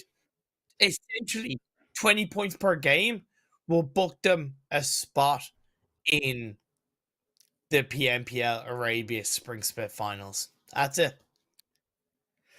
That's it. That's all we gotta do, Imperium. Just 59 points in 3 games. It's not too bad, is it? 20 points per match. Started off with a rank.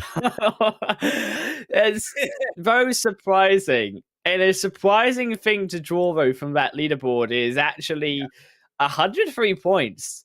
There, where they are at now, was where after 5 days of games here for the Mind Weapon and Super Weekends were starting today. Yeah. So now 4K Esports have not only gotten to such a point where it would have been a great Super Weekend if it wasn't that they needed a little bit more, but they also have gotten to the point where a team did with at least 15 matches over them.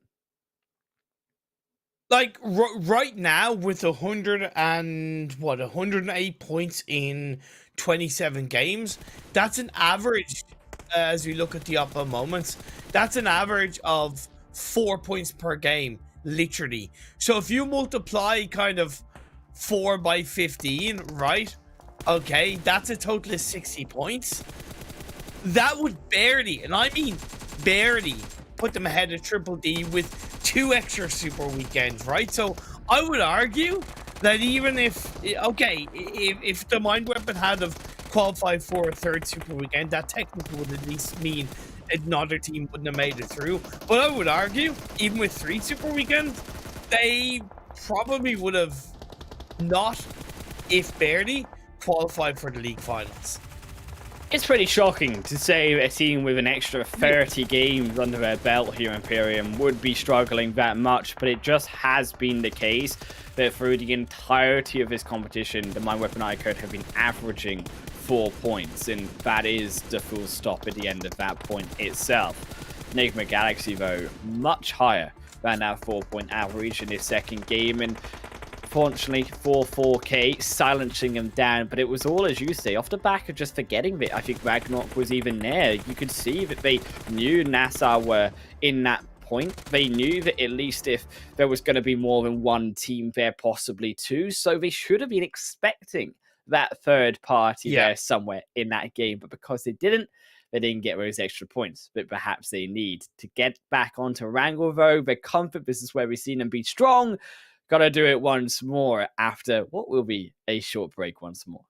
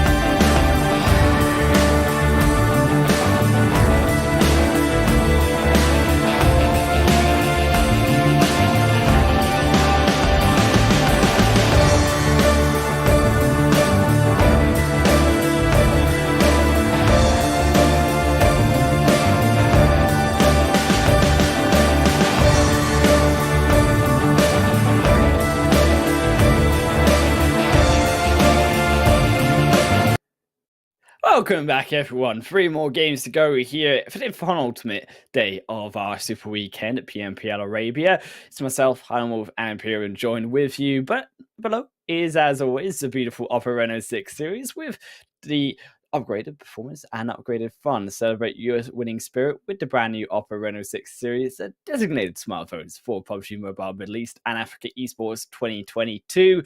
Also, if you guys at home think that 4K after that second match can keep it up, find us on social media and jump in onto the conversation. Tell us what you're thinking with the hashtag PMPL on all of the social media below. Imperium, I know your hopes are high behind the scenes still of course, 4K being able to get those extra points on board, as you say. Yeah, I think they have put themselves in a good spot. Just a good spot. Not a ridiculously healthy spot. Not an amazing spot. Just on the right path. Just on the right path. 2 games, they've had a total of 34 points in both games. That's a really solid average. They still need technically a bigger average, but again, when you look at the 3 teams that we were focused on coming into the third Super Weekend to challenge Triple D's spot, they're the only team that's been able to, end up in that kind of, hey, we can get there spot. I still, a part of me doesn't think they're gonna do it, but I really don't want to count them out. I really don't want to count them out because I would just feel too bad if I did. I'm going to die on the hill of being behind 4K. There you go. I said I'm going to die on the hill of being behind 4K. I'm here for 4K's challenge on Triple D's spot. Look, if you think if 4K do it, I'll go even down for the mind weapon iKURD. I'll say if they can do it still, yes, they've had 2 bad games, but okay, there's 3 games to go, okay? I've seen them pull out better things, and especially on Erangel, so I believe in them. Hesitantly, I believe.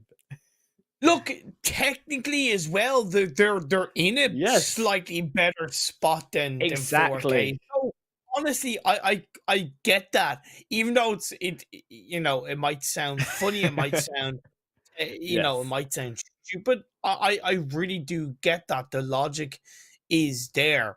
The league play performance from Mind Weapon across the 2 league plays that they've kind of gotten themselves into Super Weekend with has been very good, very healthy, but they haven't shown that in any of the Super Weekend games. So in these final 3 games, I want the league play, Mind Weapon iKURD.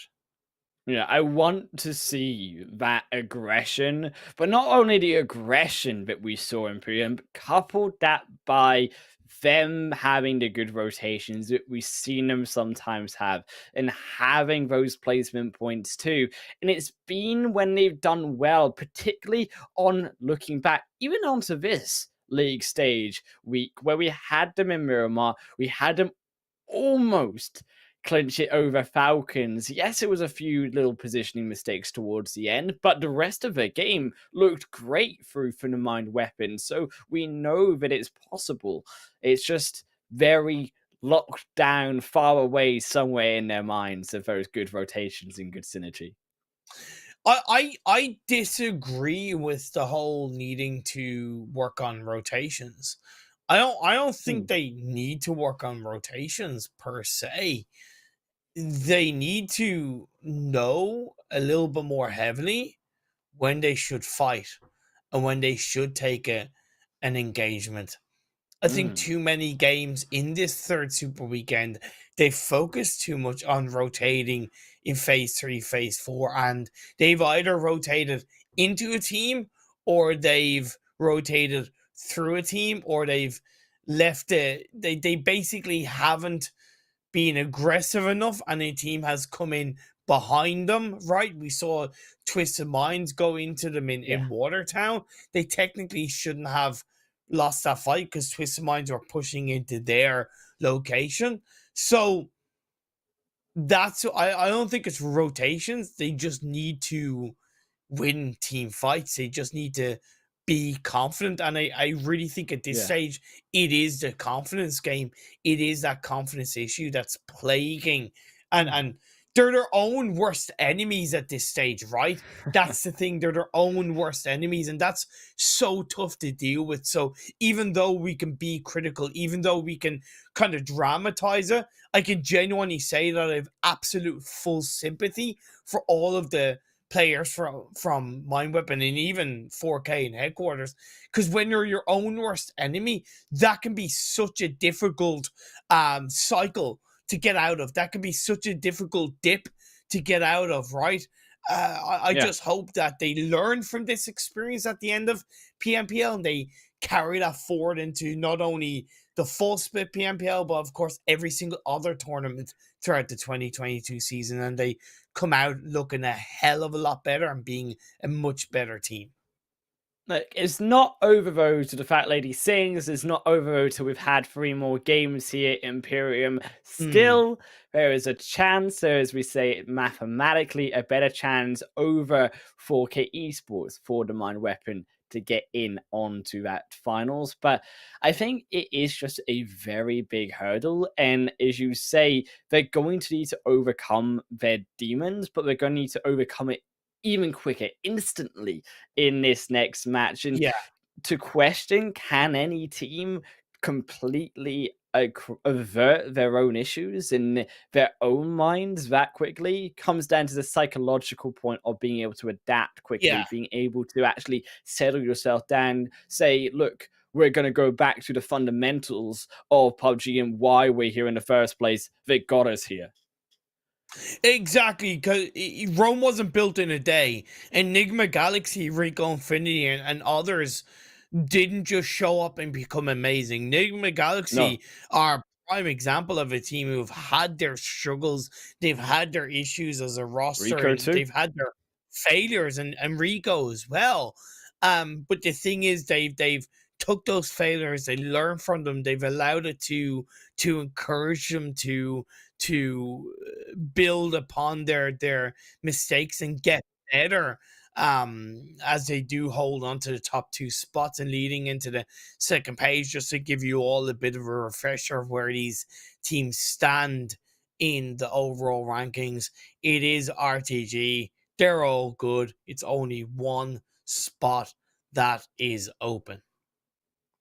RTG, yes, every team from a 15 point up is going to be safe down to DDD Esports, as always, to get themselves through across these final hurdles. But I think even to go back to your point here, Imperium, that you said, well, Rico, Infinity Esports, and also Nigma Galaxy had their fair share of struggles.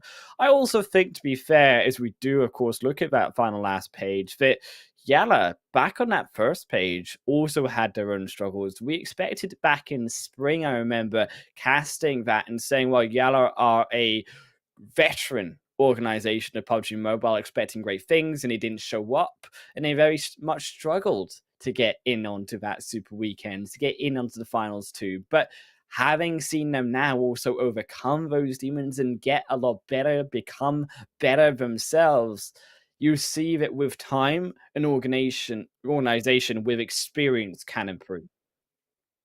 Yeah, YaLLa are an interesting team, really, in a lot of ways.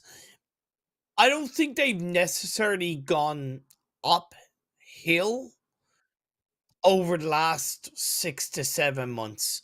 I don't think they've gone downhill, um, but it's more the fact that they've gone up and down, and it just has left balance play. I have a lot of hope and have a lot of love for YaLLa coming into 2022, and I'm hoping the league final is going to see a much stronger YaLLa side, because overall across these Super Weekends, I don't think I can say I've really been impressed with them overall, and that does hurt me to say. Yeah, I think it definitely hurt as well, particularly the full split back in last year. YaLLa, they lost 2 of their core members, their carries in the team, had to reform as a group. So YaLLa have had, rightly so, their ups and downs, trying to regain that synergy between those 4 players. But as you say, you need to show a little bit more finesse, I think, in terms of a little bit more oomph, should I say. And they've not really had that multiple games of where they stand out, Imperium, of where they look completely fantastic, and you see them play a perfect game of PUBG Mobile.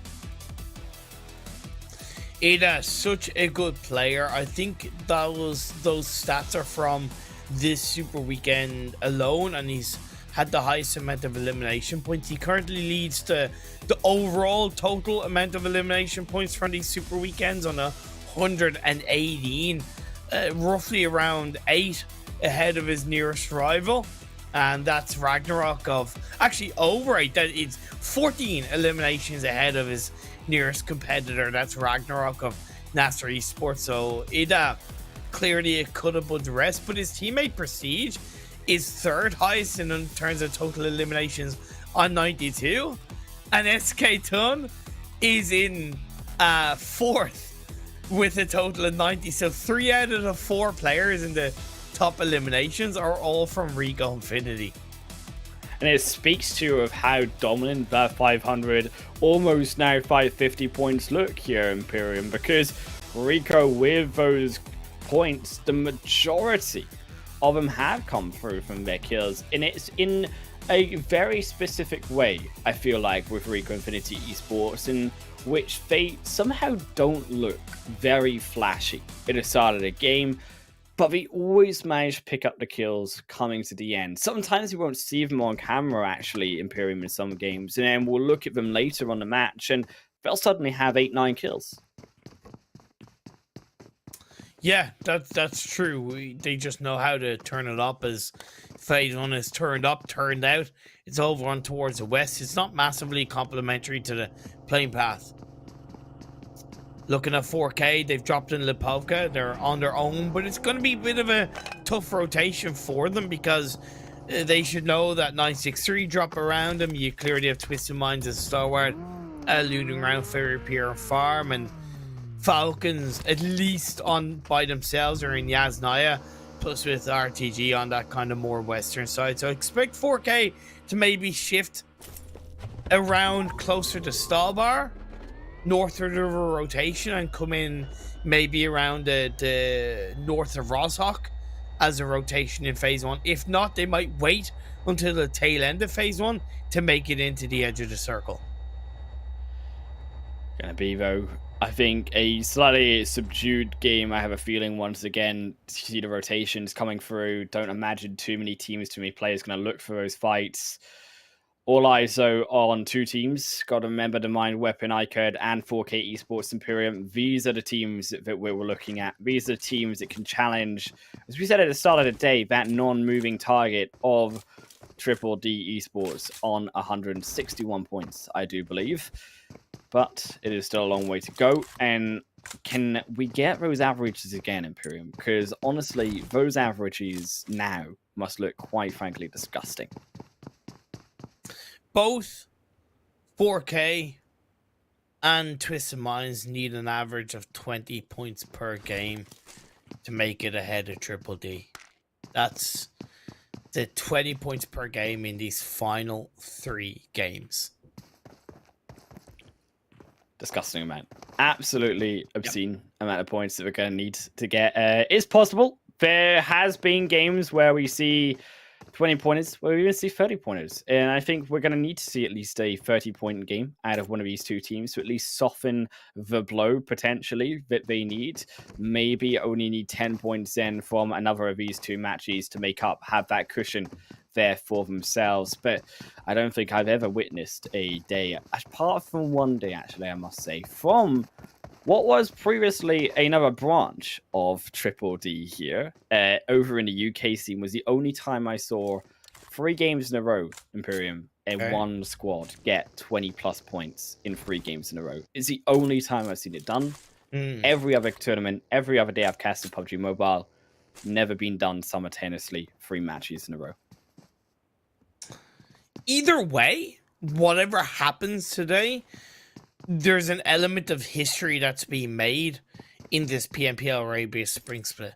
Because Triple D getting 161 points in one Super Weekend, I don't think I've ever seen a team qualify for the finals of a PMPL league stage with just 161 points and just one Super Weekend.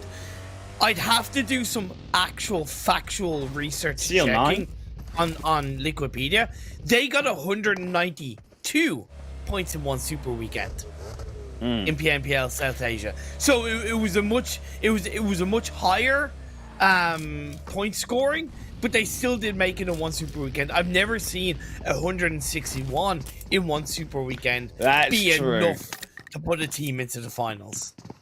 And I think that's all off the bat. Keep in mind of a lot of these teams to Imperium only did make one Super Weekend, so it did soften the blow of the points that Triple D Esports required. But that is not to take away from the phenomenal amount of points they got. And a couple of that by the fact that they got 3 chicken dinners, 3 games they won in those 15 too. Yeah, exactly. Exactly. That's if they do make it into the league final. It remains to be seen as teams start to rotate into this phase 1. Look, there's a bit of a reason why I'm an analyst. 4K have done exactly what I thought they would do under rotation. Gone around Stalwart, around Yasnaya, and come in through the north of the river. Now, they've rotated a little bit earlier than I kind of expected, and they've rotated a little bit deeper down towards the edge of that river on the north side. But I gotta say, a very good rotation from 4K. They are playing with purpose at the start of this game 3. Is that a realization as well that actually Rico, Infinity Esports, Imperium have adapted their move from shooting range from Severny up to that Zaki side, up towards North George Pole. So doing it currently this fast and at this pace, precisely in the game, 4K are going to get guaranteed access to that Wizard Tower, and as a result be allowed that access onto the bridge to control later in this game. And it's a position that is very aggressive too by 4K Esports. To take up this location is saying that you are looking for kills, you are looking for the opportunity to try eliminate teams coming on into that zone later on. Yeah, I would say it's building a strong foundation for a good late game. That's the way I would look at it for 4K initially inside this game number 3. 963 rotating to the south Pachinki Hill, hopefully looking to apply a bit of pressure towards Nigma Galaxy. I really like YaLLa's 2-2 split, 2 in the radio tower field spot, 2 on top of Everest, so they're getting a lot of good information as well as avoiding a lot of the teams rotating from the eastern cluster side. Phase 2 centers up quite nicely, still a shade of the northern river and play. 4K might be going for a bit of a deep early rotation off the back of that phase shift around the ruins, kind of church, cathedral, high ground area. It's a great spot to go to on this kind of circle, but it does require a lot of strong control. It requires a lot of proactivity. They're going to go pretty close up against Mind Weapon. I hope it works out for them. They've got to also fight through here the ruins, and if they get pushed out by the Mind Weapon onto the ruins, it's going to be very dangerous indeed to recover. You've only got Rozhok, really. You've got maybe down towards that line to Pachinki, but it's going to be infested. Absolutely infested with the teams and the players now that we've approached the end of what will be phase 2, beginning to close in ever so shortly. The only team still to make it in, really, on this map are Falcons off our screen and also Rad, but the rest firmly on point when it comes to the second phase. And 4K, they have managed to at least suffice themselves down. I think also a move away, potentially slightly surpassing actually the rotation by Rico Infinity team, knowing that they will go across that bridge. But then you also wonder, are they doing it because they want to get a placement points, or are they doing it because they are too scared to fight Rico Infinity Esports? Which, judging by Ari, you know, fair enough. I didn't really like RTG's position when they went a little bit on the outskirts of Pachinki. They didn't like it either. They opted to re-evaluate where they were going, and see the elimination feed, a couple of teams starting to engage on each other. Revolution losing a player. You have Headquarters getting that elimination point as Revolution trying to disengage away. I think it's just one player left, Alhaji, from the members of Revolution. Indeed, that is the case. CONQUEROR was also able to grab 2 of those elimination points. Headquarters, as is also going to be felled, but not eliminated yet. It's a Revolution who will fall in 16th position, the only players to be eliminated so far in this game. Headquarters, though, still to make a revive. They are slightly split here as RTG look above them. The Road Doda separator in onto the fight, and as is does fall, there goes the first against Headquarters, and the first here for RTG. I want to see RTG in these final 3 games. Yes, they've qualified, but show also that little bit of oomph here, Imperium, because they are one of these teams that look so darn scary, but it's the oomph that needs to come out from the mind weapon iKURD. It doesn't look like it's coming out at all as NASR have struck their first knock. They struck their first kill, or an elimination now onto the mind weapon. It's one straight back, but will they go for the push? Oleg is unfortunately knocked, which means there was no one there to be able to make that push. See also YaLLa and Rico and Finny starting to engage a little bit on towards that Everest train, and I find it interesting that Rico decided to head towards Everest when there was no real guarantee it was going to be in phase 3. It was quite late on that phase 2 play, but again, final day, they don't really need to worry. They can take these kind of chances. Phase 3 has shifted. It's centralized quite nicely, but there's a lot of flat fields in play, so it does limit the locations in which a lot of these teams can prioritize. Fortunately for the mind weapon iKURD, Imperium, they've been reduced to, unfortunately, a duo. Also, their Headquarters going to join them in the same unfortunate series of events. Gatka and the Noodles are going to be where Headquarters are going to be soaking it up. But I don't think they'll be able to hold it. It's a very brave location here for Headquarters. Safe for now, but it's all about where this zone goes later on. And it has, of course, centralized around Gatka Fields itself, which means those Noodles, they do get a little bit more tasty for a place to settle. Yeah, Chopsticks is a good place to go down, so I would recommend Headquarters. If anything tries to disengage away, then again, they probably feel like they're locked in this spot, which I also understand. Twisted Minds are going to be to the south of them, but they have CONQUEROR to deal with first. Falcons coming in a little bit late towards the northern edge of the circle. 4K were going a little bit further down south, but I think recognized that Falcons were rotating, so stopped a little bit further away while Rad and NASR engage on each other. Rad's Delhab has been knocked, but not eliminated just yet. NASR still not really focused on going for this fight. You can see 2 further back and more so looking to see if they can stop Rad more so entering on into the zone to gatekeep him away. Satan going to make a brave rotation down, look for the revive back up. Instead, will actually drive down south. Will not go for the revive. They'll abandon their teammates and instead settle down for Pachinki. So a very split Rad, but still need to come together. And they still need to make it into the circle as well, so they should either fully disengage together or fully fight together. You don't really half play this one, considering that they're probably going to have to go through or very close to Pachinki. Now, maybe they're not expecting a team to be in Pachinki.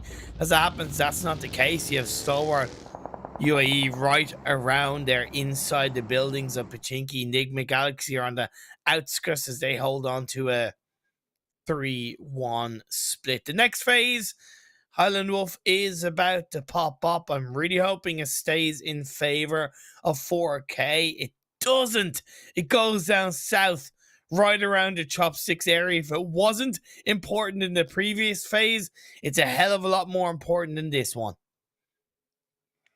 Phase 4, chopsticks, and those noodles, as I like to call them. That's what those players are going to be looking for. Headquarters. Oh, they best be brave. It's 4K. They're going to be the first ones, I think, to go down to face Headquarters and try to take the position themselves. Rip going to at least buy one back for RTG, peeking ahead over for a third party. 963 also taking down one Nigma Galaxy, but 4K they're up against the faces of RTG. Headquarters maybe have helped them here by beginning the initial knock for them and splitting the position around. Yeah, almost knocks himself there, but I think he got around the wall just in time. Cobra, not having to worry too far just yet, but here comes Rico Infinity Esports. Are they going to stop inside the compound? No, we're going to go straight in for those chopsticks itself. They're going to actually leapfrog here, 4K. 4K, yes. They're not going to be able to maybe fight, or die, should I say, here to the hands of RTG. But it's position a lot more complex now as Rad as well. Going to jump on into it. It's 5 teams. It's a party here, Imperium. And everyone wants a piece of his compound. RTG, they thought they had control of this, but there's just too many bodies throwing it a problem. We're still holding on for now. Rad might just go down entirely altogether. They got a shed with 3 minutes in the nade to the name. Yeah, this isn't going to be easy for Rad. The revive's going to come through. 4K, yeah, okay, they suffered a knock to RTG, but they will get that revive back up. It's a shame that RTG happened to lose a player here, a player there, because they're doing a hell of a job, even as a duo. Would just be a little bit more confident to push on the likes of Rad's position just a little bit more up north if they had more bodies available. At the end of the day, they're just got to hope that the next circle is continued to be in their favor. Conqueror Rack have a 2-2 split, 2 on the buildings, just shy south of the chopsticks and 2 on the right chopstick of that area. So I really like that split that they hold on to. Is Twisted Minds have the southwest and the southeast or an edge of the circle locked down. That's one of the boldest 2-2 splits I've seen in PUBG Mobile. It's no surprise, though, from if any team gonna do it, it would be Twisted Minds. They're making it work. They just found a knock for one to Jabal against 1million, so it is holding for now, albeit a risky split, as it is. Falcons, never alone. Looking for the nade on Headquarters, but he did not anticipate 4K being there, taking it down in amongst the smoke. Fuser tries the same strategy, but 4K maybe up a second, but it might just be stolen away by YaLLa as they're looking for the extra peek, the little pincer. The bullets and nade over the top. YaLLa, Ragnar steals away the points. Nobody pushed Headquarters on that little dip in the very edge of chopsticks, by the way, so that duo is still alive. Look, you take it. As Falcons go down, Rico Infinity, they have 2 players on the right-hand chop stick, northern, low dip. And they've still got the zone given to them here, Headquarters. They don't have to move. They've still got everything given to them, albeit eventually someone's going to challenge them, but maybe not quite this moment. Not before at least maybe one in this south side falls. As 4K, yes, NASR Rattle fighting on the kill feed. Very, very lovely indeed. Still the fight to break out on that south side as Twisted Mind sniping down Varnkit. 963 as well, coupling the pressure onto Stalwart as they go ever closer, but easy. Strikes away one also on the kill feed. NASR falling away. Is 4K even now Rico jumping in for the fight 2. Twisted Minds, they still have a 2-2 split. I really think Dami and Vigors, that's on the very southwestern edge, outside the circle now, should join up with Rokus and Nosa. Sorry, not Nosa, but the last player, Kaido. Because they have a really good opportunity to take out 963, to take out Stalwart UAE, and push it on towards that south edge. Well, this is the problem. They don't have the players. Yes, it's all being done, though, by 963. Another knock on to Easy. It is to the hands there of Nosa. Rico Infinity gonna fall. And there also now, Twisted Minds. They've got the full team there together. And Rico Infinity down means 4K hold also the chopsticks on the map. A shift back down onto chopsticks 2 once more means we're heading even closer towards it as part of the final zone. Stalwart, though still surviving past 1 million as the fight still ensues elsewhere. 1 million going to be the next to drop in Rad shortly after. Here is Nigma Galaxy jumped in as well onto the building of everyone's dreams and hopes because everyone wants a piece of this pie, and Rad, they're going to be looking so darn tasty. This is crazy. We're whittled down to 9 teams and 3 of them have just a solo left alive. Delhap, your time is up. Not quite. A sliver of health as another nade cooked by Roof should connect inside the sniper tower. There you go. The wizard tower is in play and down.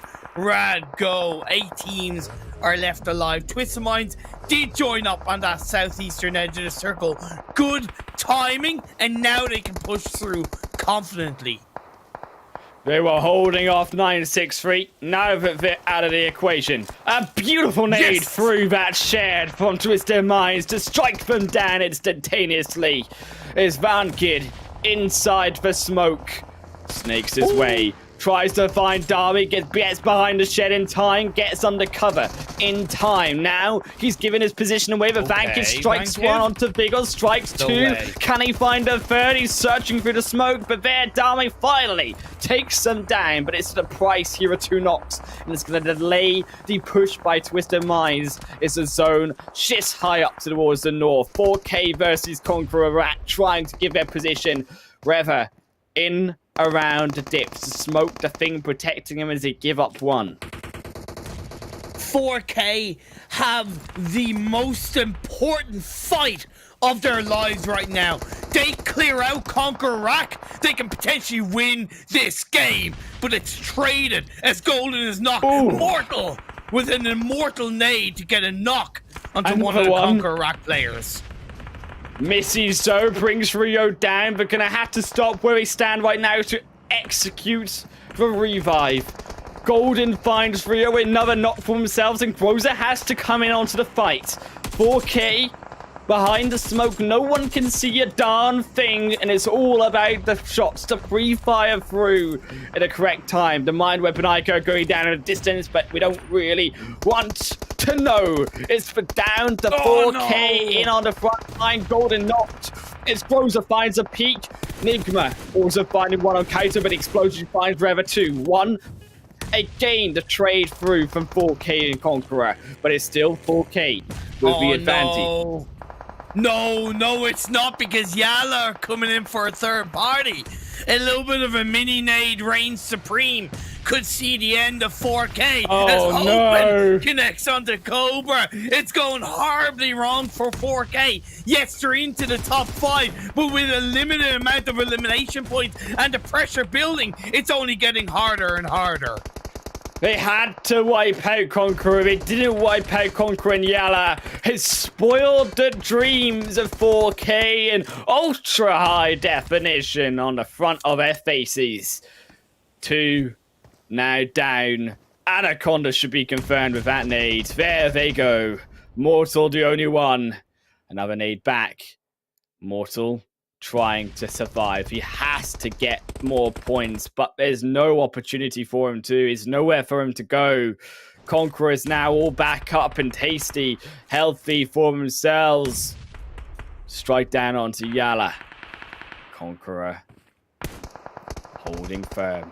YaLLa to finish off the final 1. Mortal as the hope falls. 4K Esports eliminated in 5th, and I think with that, 4K's dreams may just be over in this tournament as Conqueror needs so to fight out this chopstick out of YaLLa to avoid the same fate. They find hope and they find a crucial knock. They waited for the opportunity. They maybe look for the second. Peek back up. They can't find a spray down to the powerful. Looking for the extra one. Will the revive come off? Is the 4-party back on to the edge of YaLLa as Ralph. A solo polo here from Nigma Galaxy looking to give him the same treatment, but it just gave here from YaLLa on to 4K. Rokus, last player up for Twisted Minds, up to 6 eliminations. Let's see if it can be a bit of a thorn in the side for either Enigma, YaLLa, or Conqueror Rack.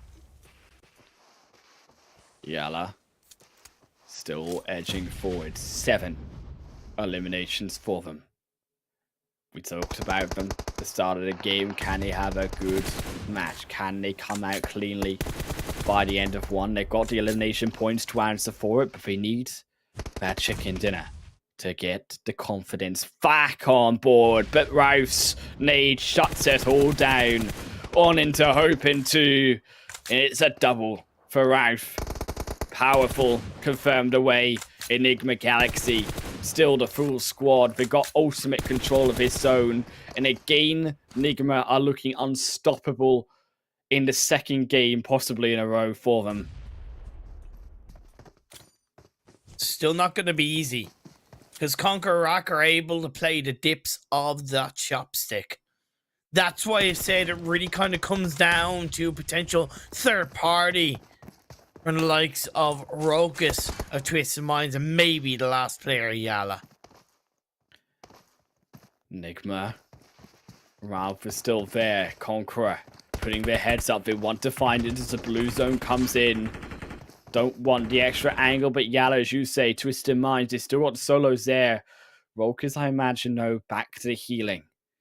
Back to surviving as long as possible. There's still 2 more solos in this game, including him, to fall. And it's down to, I think, the fight here versus KONQUEROR Nigma. A beautiful, perfect nado through from Hamodi. Lands it straight down, in onto the gutter. And here's a strike on onto Kalika next. It's now Nigma. Look for the confirm to the second, but we cannot get past the smoke. They are playing so aggressive on such a flat, open zone, but they have the right to do so with a control that they have earned with those smokes. Oh, some beautiful play by Roof. Executing a wonderful smoke to take away the vision and allow Hamodi to execute a wonderful knock with that nade. YaLLa still on the other end of that smoke, though. Aren't blinded by it. Have the eyes on here, KONQUEROR. Weather was all over it. Front and center. But the shots didn't come out. Groza there. Also an opportunity for Ragnar, but he didn't go for it. And Reva snipes him down. They caught him before he can make the shots. And YaLLa missed opportunity for them. Did not spy out the third. And KONQUEROR still holding on. Still holding firm. Is the zone still there for them? Rolk is the third. Solo here. Hiding on the edge. But it's Nigma and KONQUEROR's game to decide who wins. Well, the advantage comes through for Nigma, but like you highlighted, flat terrain is going to potentially be the end of Nigma Galaxy as they get the knock onto one of the KONQUEROR players. A second though, almost, as they look for the spray in slightly to the left forever. Blue zone finally pressuring them. You can see how little of a position they have. Enigma, they're looking for the push. They're going for the revive at the same time. Instead they leave and they look for the push all the way in. They find Enigma for the second game in a row. Their chicken dinner goes to them. And it was a push at the right time as the zone comes in. Imperium, they are looking on fire on this last stage. 2 games heading in onto the finals. Just that PMGC back-to-back confidence of Nigma Galaxy. The experience, the execution was pretty much on point from them. It's not like they had to circle the whole game. They hang around kind of the eastern side of the circles for the most part. But the way they swung in, they took down Rad off the back of them, I believe, taking down RTG, for example. And then the way they moved in around the Chopsticks building was seriously like poetic. It was that good. It was just every single move that they made, it was done with purpose. And having that 4-man spread, it's just so clean, like ridiculously clean. And they knew that even though they had a player knocked, okay, both teams had a player knocked. And yeah, okay, KONQUEROR knew they had the body disadvantage. So technically, going for the revive made sense. But who went for the push out of the 2 teams that had positionally the bigger disadvantage? Nigma did. True. Yes. CONQUEROR shouldn't have gone for the revives because even though they probably there's a higher chance he would have been traded. Having those dips where you can go up, down, means there's technically a bit of a higher chance that you're able to get shots off without getting shot in return. And, I just would have expected a bit of a stronger defense or even a stronger aggression from CONQUEROR in the end. When you did a 30-point game vote, it came from Nigma Galaxy, not from 4K. 4K down and onto that 5th position. It was YaLLa, who I think really sealed the door, quite frankly, with him. In fact, we blew the door right off its hinges onto 4K. Difficult for them, but you also could have looked at mistakes from 4K. They should have cleaned up that fight quicker versus CONQUEROR.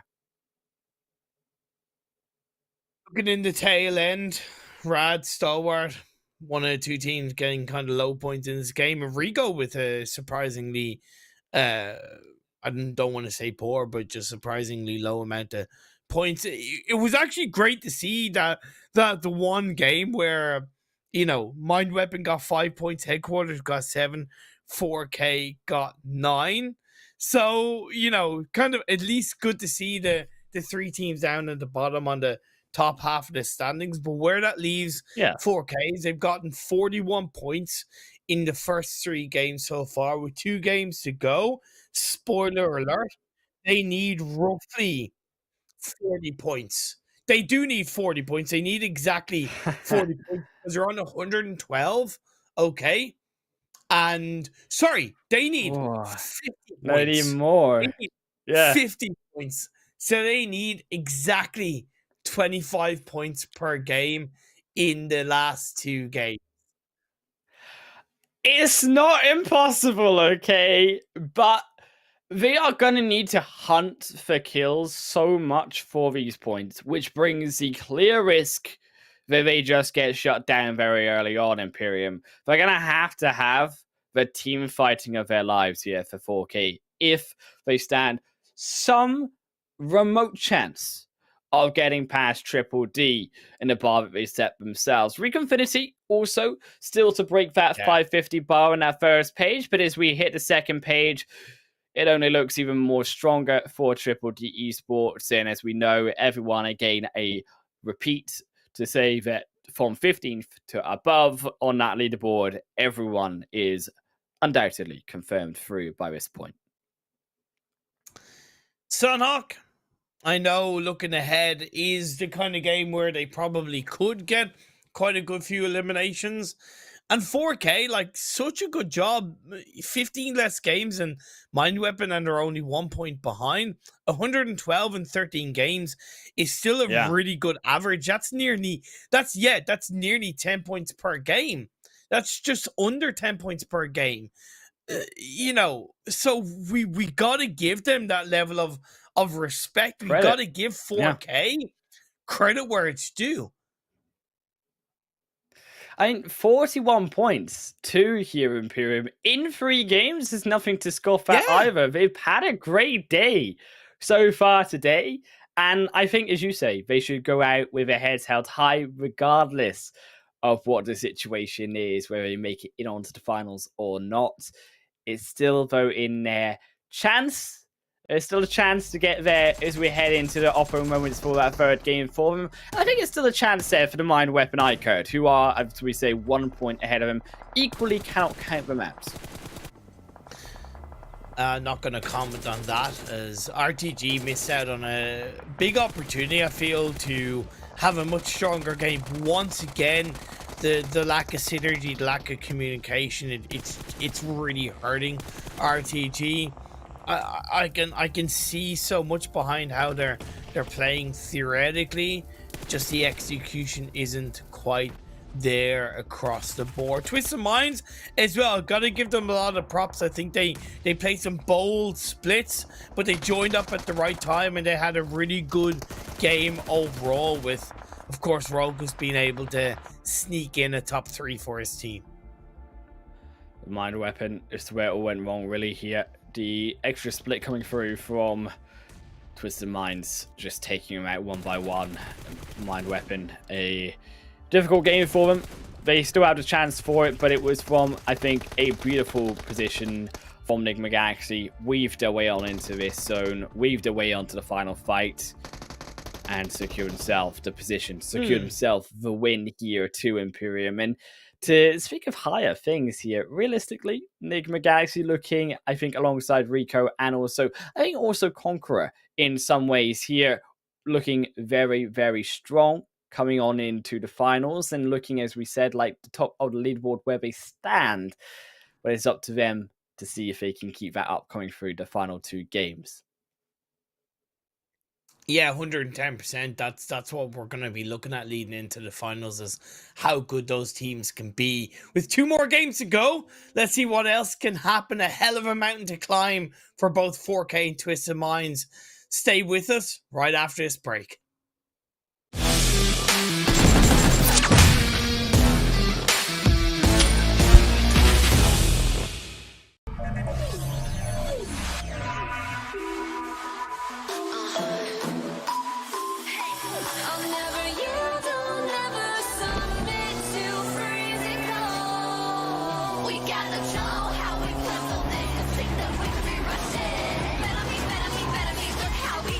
Every time I land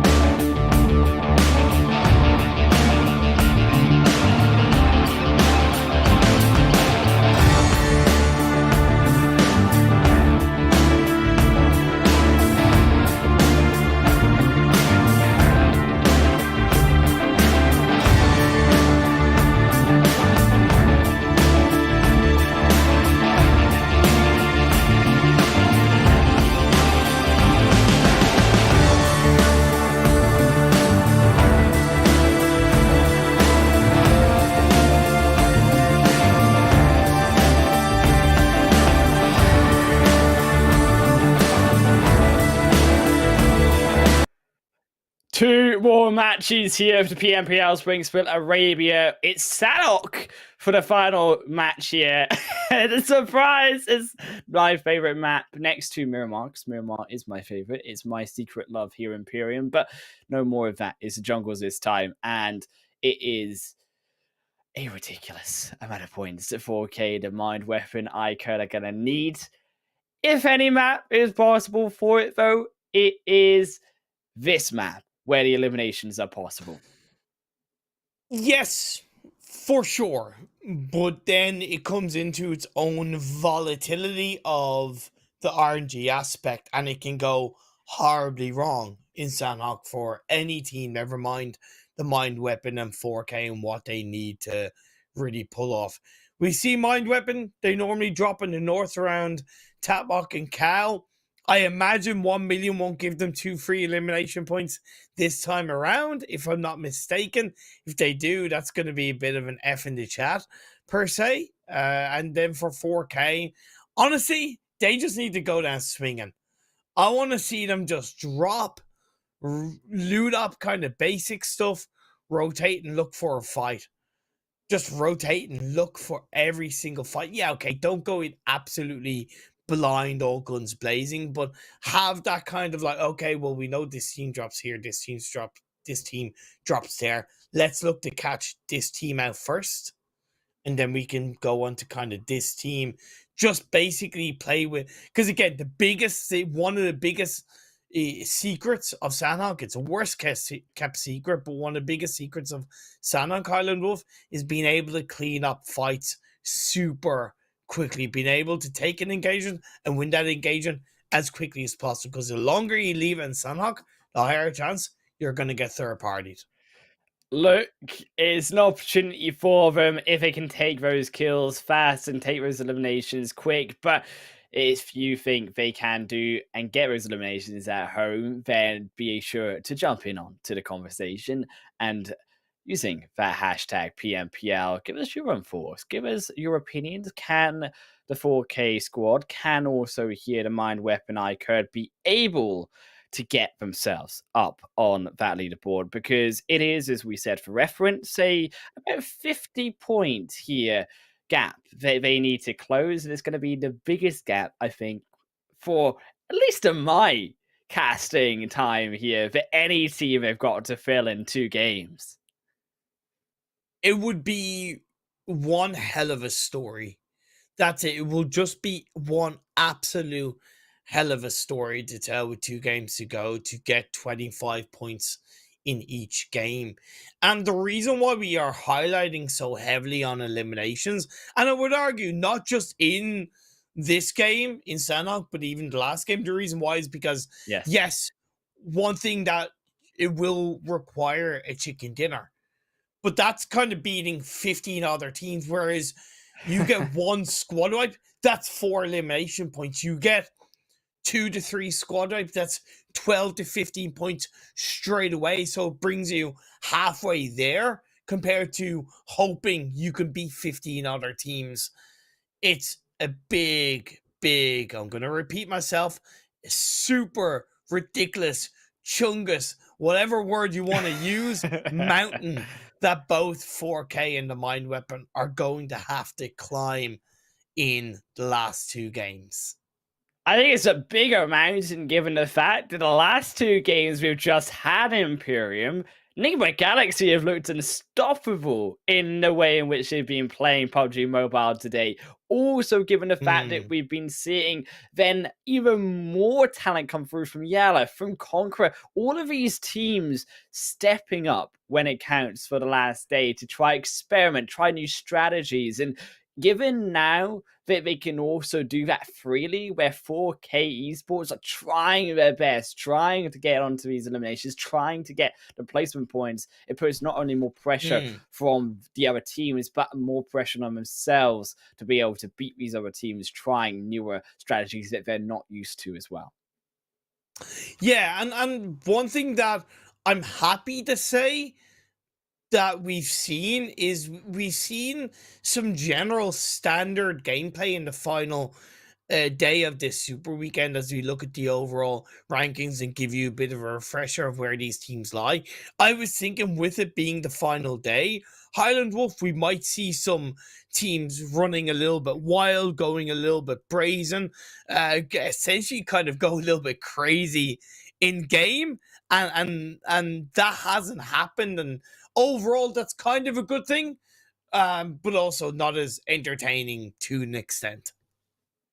Yeah, it's maybe not as exciting, but I certainly am not excited by though Nigma Galaxy having an absolute overall banging performance in today, because I wanted to see it at the start of this tournament. Now it's coming into fruition more consistently, and that consistency is what I want to see coming through from in the finals going into next week. DDD Esports, of course, feeling extremely comfortable with themselves in this 16th position. Yes, they may be on the bubble, but they put out such a big performance. We have to keep saying it in that second Super Weekend, which is why on this third page, these teams are having so much trouble.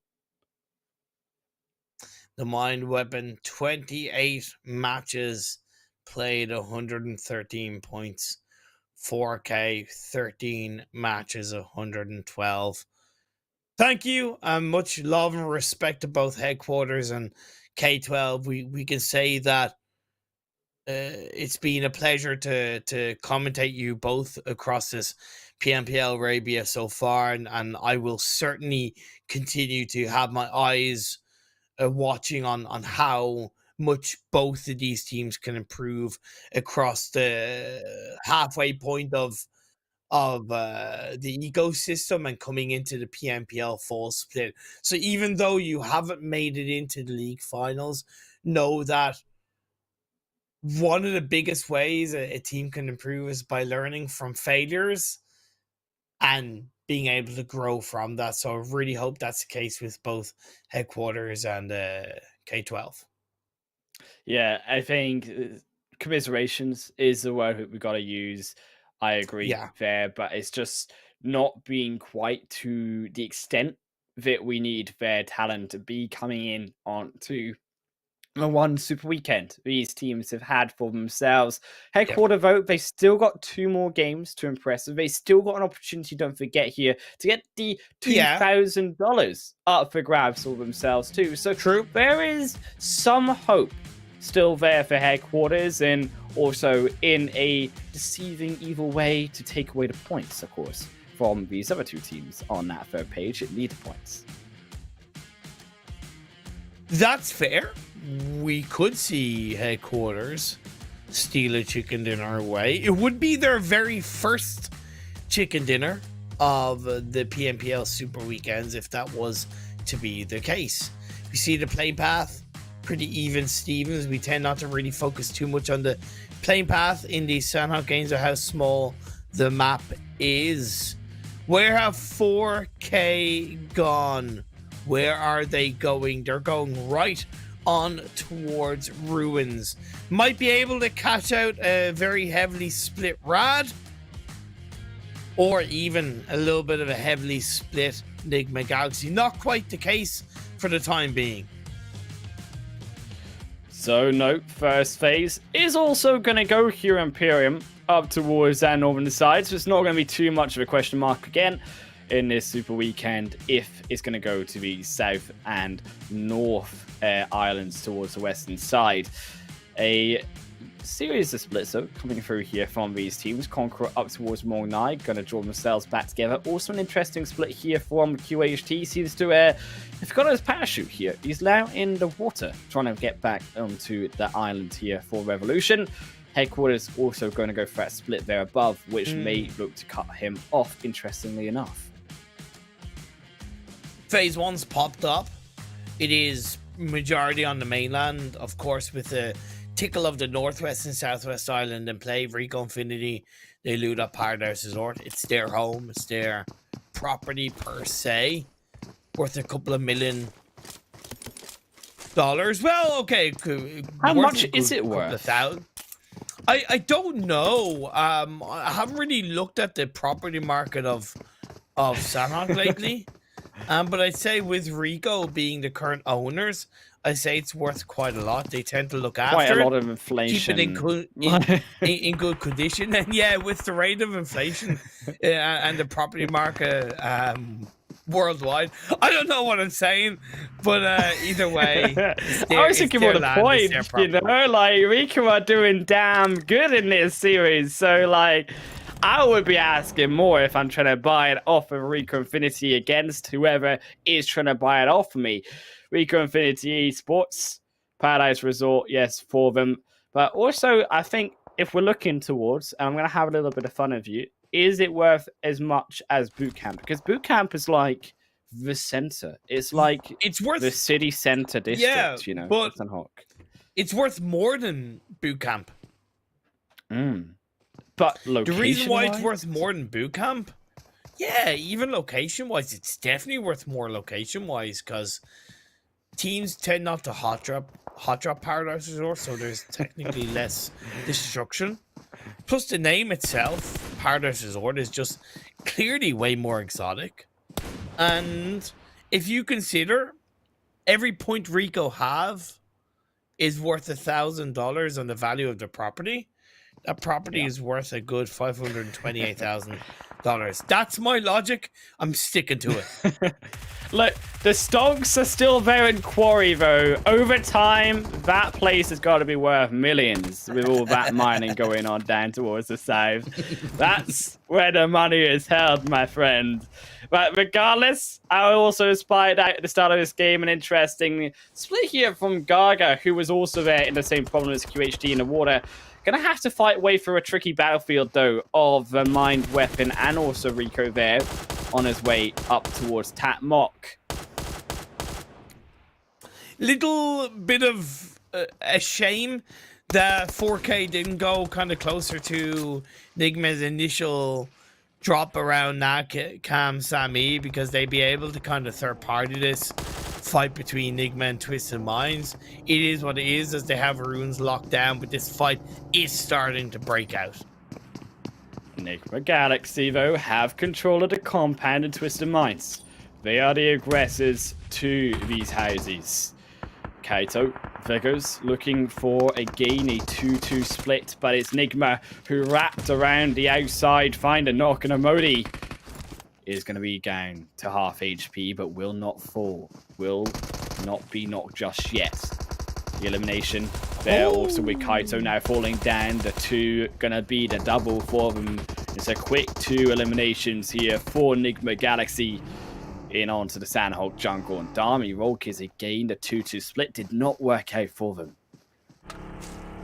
Yeah, I don't know if Rolkis and Dami didn't have a vehicle to play with, but I don't get why they went for the push as just a duo. It didn't logically make sense to me. The fight has broken out between 4K and Rad. It seems like it's traded for the most part, with a player knocked on both teams, with Rafi Cobra confirming an elimination onto one of the Rad players. So seems like control is a little bit more in the hands of 4K.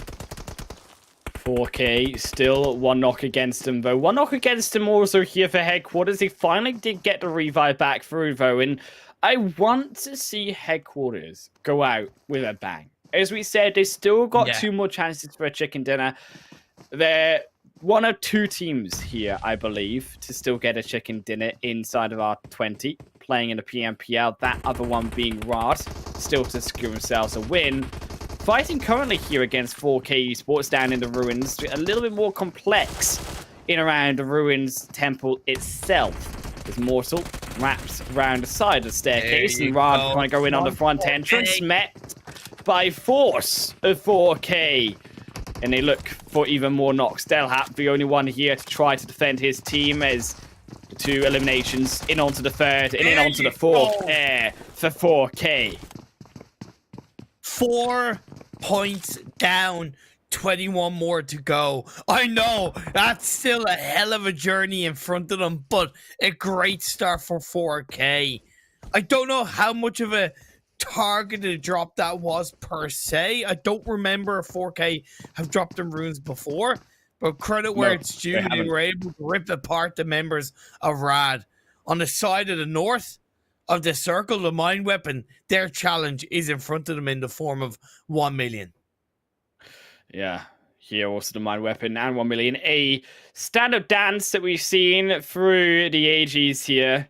Saw it in second Super Weekend, seen it here in the third. It's usually the mine weapon who do get the better over 1 million on the previous results, but they need to get one better of them one more time. Unfortunately, Gaga have already sniped away one, but it's going to be a 1-for-1 trait as the elimination also comes through for Oleg. Navo going to be confirmed out surely by Gaga as the final spray comes through. Lixty there on the back end of that wall will also confirm it. Tries to bait them out with also that knock into the elimination themselves, but cannot find anything more with Lixty's help. Yeah, Easy doing a hell of a job of trying to slow down the members of the mine weapon. But he's a little bit on his own. He has a teammate Gaga in the back line. Couple of pre-fire shots at E.T. with the UMP. Jumps up.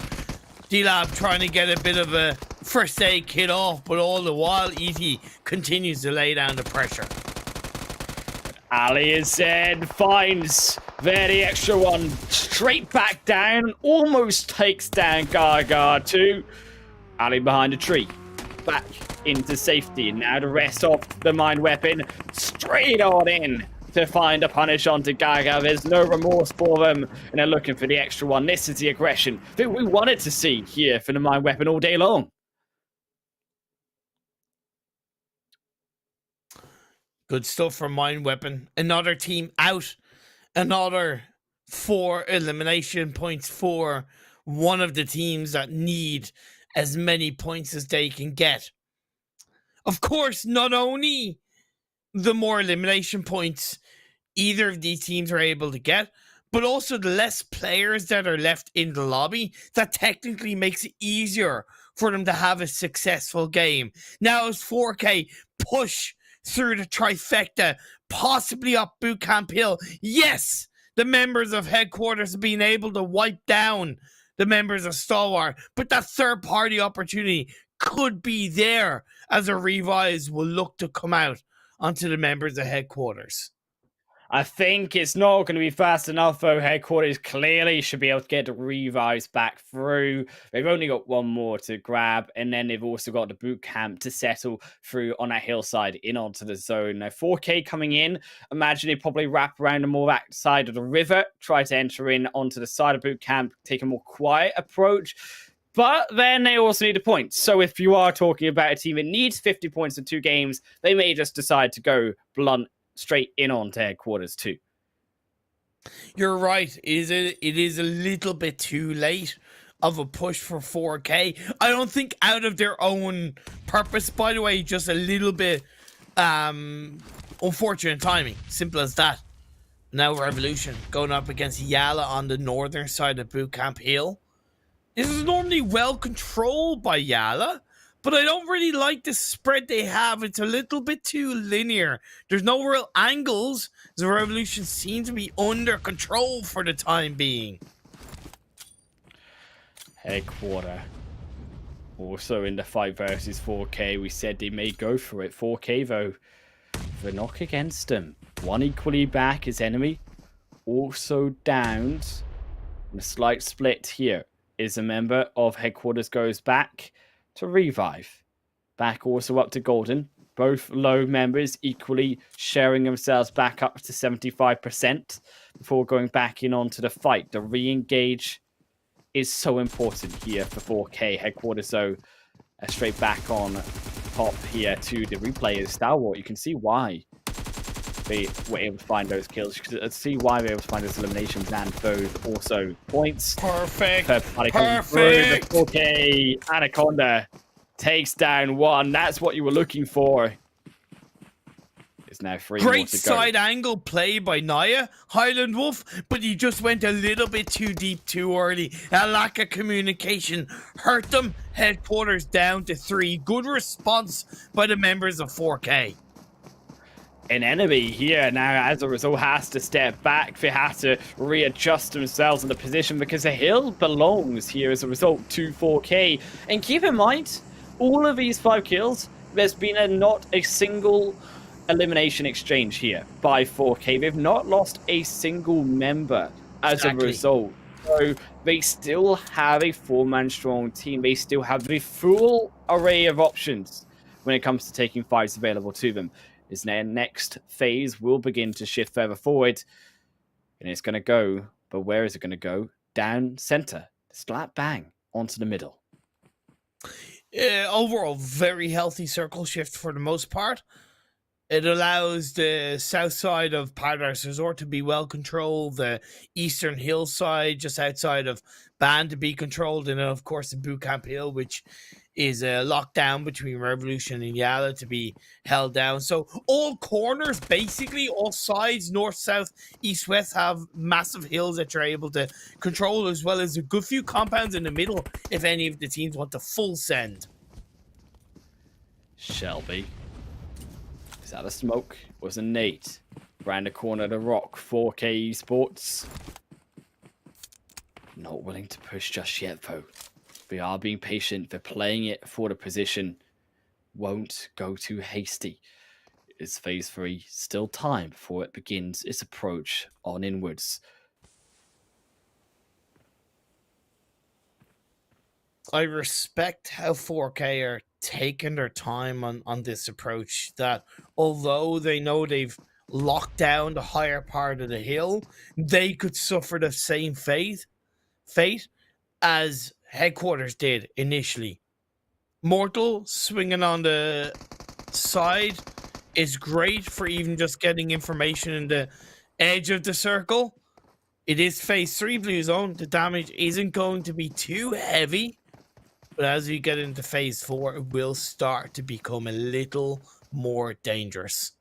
And you don't want to fall behind as well in the zone, so Imperium. That's why it's so crucial to have that extra angle, that information. When you've got the opportunity to do so, get the information on board, because you don't know in the future how much you're going to be caught before you get into the next play area. Headquarter. Rip. Still not moving. Neither are Headquarters in the fight. It's a mind weapon up against a greedy fight with 6 eliminations already versus Rico. They seem to be making it work. Down to 2 here. Only Banda and SK Ton in the Rico Infinity Esports. This has not gone well for them, despite how lush Paradise Resort was looking for them. Credit to the mind weapon. I think pushing in onto Paradise Resort had its own risks. I don't think they really knew that Rico Infinity were there, but the percentage chance that they were should have been and would have been on the minds of the mind weapon, and they dealt with it very well. The patience from 4K is paid off as a bit of a catch-out comes through for enemy as he gets knocked. The confirmation nearly coming through as Rip does his best to try to respond. And Golden still there as well. Keep in mind, on the back end, he's taking the blue damage, so can't stay here forever. And Rip and Shelby have them pinned. They've got to make the push eventually. Mortal already in onto the way to the zone. And rightly, as you say, maybe should just leave this. Leave the blue to do the damage here. And do not take over the amount of damage that you have for your healing. You can see only 1 first aid kit there. The bandage is the only other thing there before you have on the extra player. Twist of Minds took out 3 of the Rico Infinity players and sent them away from Paradise Resort, so just Bandar left alive. 7 eliminations for the mind weapon. This is the same map in which the mind weapon got themselves a 2nd place with 9 eliminations. So if there's any game they can pull it off, it's one. Gotta hope. There's a chance. There's a world in which, if they can get a great result here, they need 1 more great game after. But it's Nigma Galaxy. Not having the greatest of times. They're going to be joined in death by the rest of them. Is NASR eliminate down. Wow, 1 less of a problem, but it's freaking the back end. The real dilemma here. He's not showed himself just yet, but a jumping miracle. Put down, sit down onto Ragnarok to a double freak.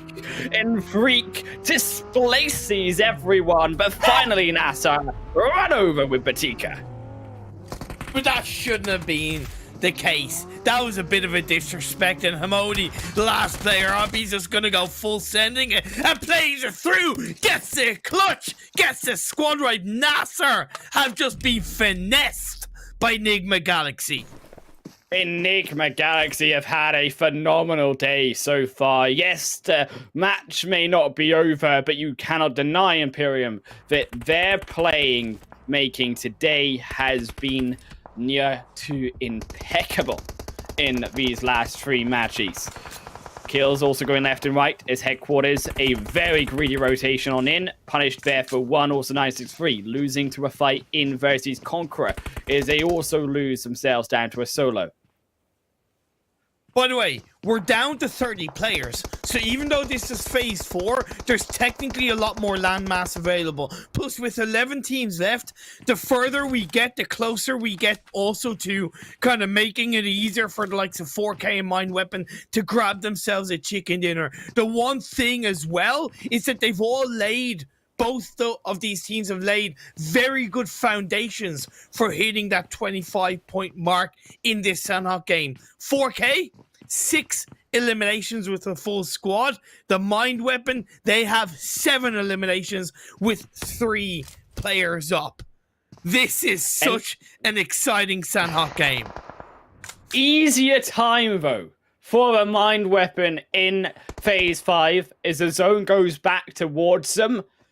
And away here from 4K up to the north, Bandar is not going to be able to hold that compound as a solo for them. Neither will be headquarters, but they have to even move out into that zone. I am curious, though, do the Mind Weapon, as the fighting ensues here versus Conqueror Falcons 963, take that solo building you see below the S and the O of resorts? No, they should look to just push on towards the members of YaLLa right around them. You cover your backs, then you focus on what's in front of you. It's not going to be easy either way for the Mind Weapon. Yes, technically they have to circle towards them, but it's not exactly the most comfortable spot to play in from. And all this fighting, keep in mind, with RTG Revolution, guess who's been coming down from that hillside? It's 4K, yes, laying down the smoke road to try on enter into the third party. They need these points. This is a beautiful series for them. If they can get the points, oh no, it's going to be difficult. And there, the beautiful shots through. That was not what they wanted. Cobra is falling apart, and it all just fell to pieces. 4K Esports are deleted from the tournament here as RTG silenced them down. I think maybe they pulled that trigger a little bit too early. Maybe they didn't know that there was 2 squads in that compound and they thought, okay, there's only one. We can deal with one, especially off the back of the initial knock and elimination. But Revolution, they joined in with RTG and said to RTG, okay, let's have a mutual truce. Let's have a mutual truce. And YaLLa not wanting the truce, so versus the Mind Weapon is down to a solo assignment. Needs this 1v1. Loses a health bar, but he's still up on board. Has to go around the rock, but Ragnar quick drops him down. And the dreams crushed for both of them as iKURD fall in the 9th position. The Mind Weapon iKURD, unfortunate for them. But it is how the penny falls. I'm a little bit not heartbroken, but I'm just a little bit sad. Either way this game goes on, what a way for Mind Weapon and 4K to both put up a hell of a fight in the Sanhok game. Still one more game for them to at least make a bit of a dent and make a name for themselves as the Sanhok game rages through. RTG and Revolution still have the only compounds inside the circle, with Bandar. Rico Infinity has a little bit of a shack to his name. They've been sitting quiet, sitting pretty. Oh, darn game of Bandar only has to survive a little bit longer. It's the solos down in the blue, feeling the pain. Is Revolution reduced down to a solo? Bandar gets the zone too. Is what more can you ask for? Here is Ragnar spies down a series of Revolution and RTG players towards the south side of his zone. Halo deleted, dispatched. Revolution down. And now to our final 5. It's Rico Infinity healing in the blue. Falcons, Nigma, keep in mind, still in the blue. But it's YaLLa, the solo versus the 3 of RTG, and RTG's game to lose. This is the kind of game that I expected all through the day as well. We're phase 7 and we're down to 7 players. Of course, 5 teams as a few are heel stratting. Never alone. 11 more for himself. Going to be going for a while. But can they get close enough, at least the play zone, to reduce the damage? Just a little bit enough for the healing to work. Ragnar as well. Running out, though, with time. RTG, they know they don't need to go just yet. They find a beautiful shot. That was the angle they wanted onto Bandar. And Rico Infinity Esports executed away in onto 5th.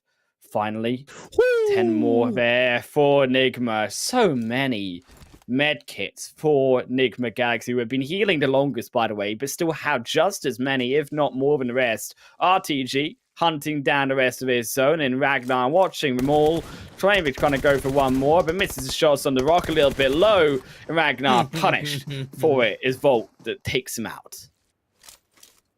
Yeah, still top 4 for YaLLa, as Nigma are going to grab themselves either 3rd or 2nd place. Probably a 3rd, because I think the stems from Falcon should keep them alive. Never alone. I believe has just a little bit more health. But otherwise, look, this is a chicken dinner from RTG, and it wasn't the strongest team-wide chicken dinner from RTG, but they still moved into the compound fairly early. They controlled against Revolution. They swiped 4K on the Southern Hillside below. And at the end of the day, they were able to execute this game quite nicely. If only, though, 4K could have taken that compound. You think it could have been a 4K game for them to win. Unfortunately, we only watched them full in 4K quality. Falcons, the final one to fall away. And RTG stealing away here the chicken dinner for themselves. A comfortable $1,000 in their pocket. Yeah, I love the fact that still Hamodian never alone when they're running out of meds. They're still like, look, we'll take a couple of shots, see what happens. I wonder what goes through the minds of the RTG players when that happens. They're like, what? Where are these bullets coming from? What the hell? Like, I'm sure they're not panicking, but it's just like, I'm like, okay, I wasn't expecting that. And I wasn't really expecting an RTG chicken dinner. I've been generally quite critical of them. And I will probably continue to be quite critical of RTG. Not in this whole, like, you know, I think they're absolutely terrible, but in the way of I see what they're trying to do, and I know they have the potential to hit that mark, to hit that point in their gameplay. Maybe I was just expecting a bigger scale of improvement over the time that we've had in PMPL. But I need to give them time. I need to give them their due diligence, and I need to understand that, you know, not every team is going to improve in the same scale as others, and they'll hit that mark when they hit that, and I'll stay behind them for it. But it was still a great game through for them, and you get a win. We get a win. You get $1,000. We get $1,000 clearly for them. Falcons taking that 2nd place with their 20 points. Nigma following up a comfortable, consistent 3rd position through, but it's 7th and 8th. Unfortunately, 8 points. It's just not enough for 4K in esports and the Mind Weapon iKURD to get the points on board. It's sad because the elimination points were there. Imperium, 7 apiece. The placement points, they just fell so flat. 42 points basically are required in the last game for both Mind Weapon and 4K. Yes. I don't think I've ever seen a 42-point game from a team. Actually, I've seen it from, I think, Alpha 7, but not really in this kind of competitive setting. So I doubt that's going to be the case. But a hell of a way for them to bow out in the final Sanhok game with 7 eliminations apiece. So much credit, props, and love to both 4K and Mind Weapon iKURD. CONQUEROR getting 6 points for themselves. Twisted Minds, Rad, and Stalwart all going out with 0 points.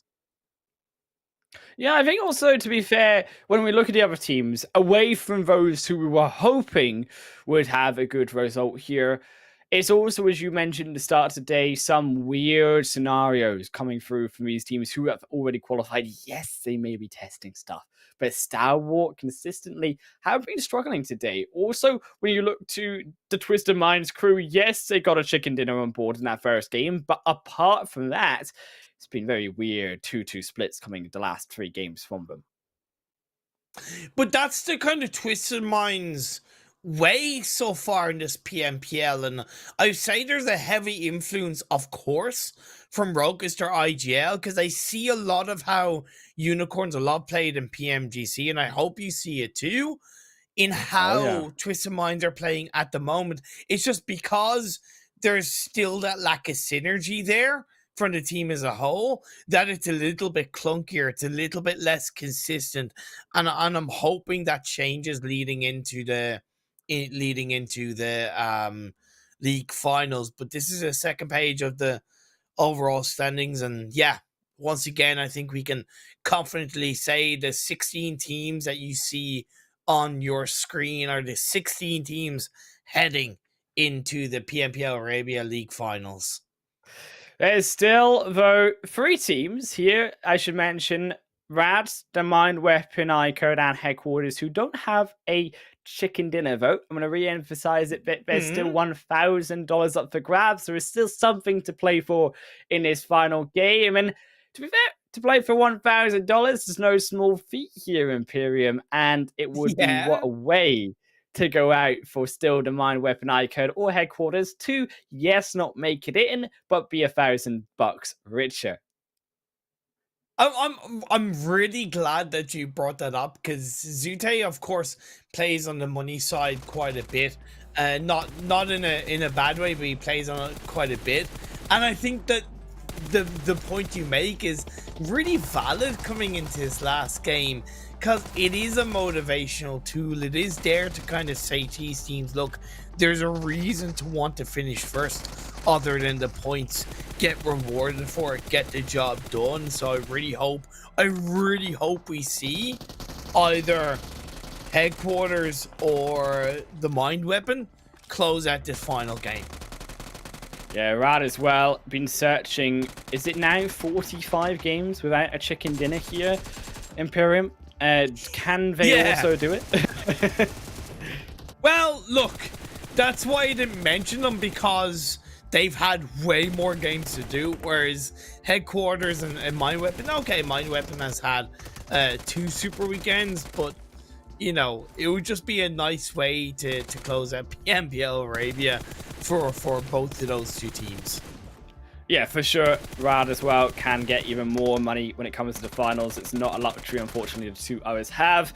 Nigma Galaxy, yes, a phenomenal day for them once more. I think a NASR crew who have been looking a lot stronger. But yes, they didn't look strong in this game, but I do have to mention it here, Imperium, but NASR in his best opera moments have been looking throughout the rest of today, throughout the previous days of the super weekends, a very strong team overall. Yeah, they got 81 points in the first day of Super Weekend 3, but it was 21 in day 2. And again, I genuinely want to put that down to trying different things, experimenting there. An org and a name that has a lot of experience and a lot of history in PUBG Mobile, so it's great to see them overall looking very strong in this spring split of 2022. Very nice, but so is also a nice one final game of Erangel to decide who takes that final $1,000 off of the table. We'll see you guys there after one more ad break.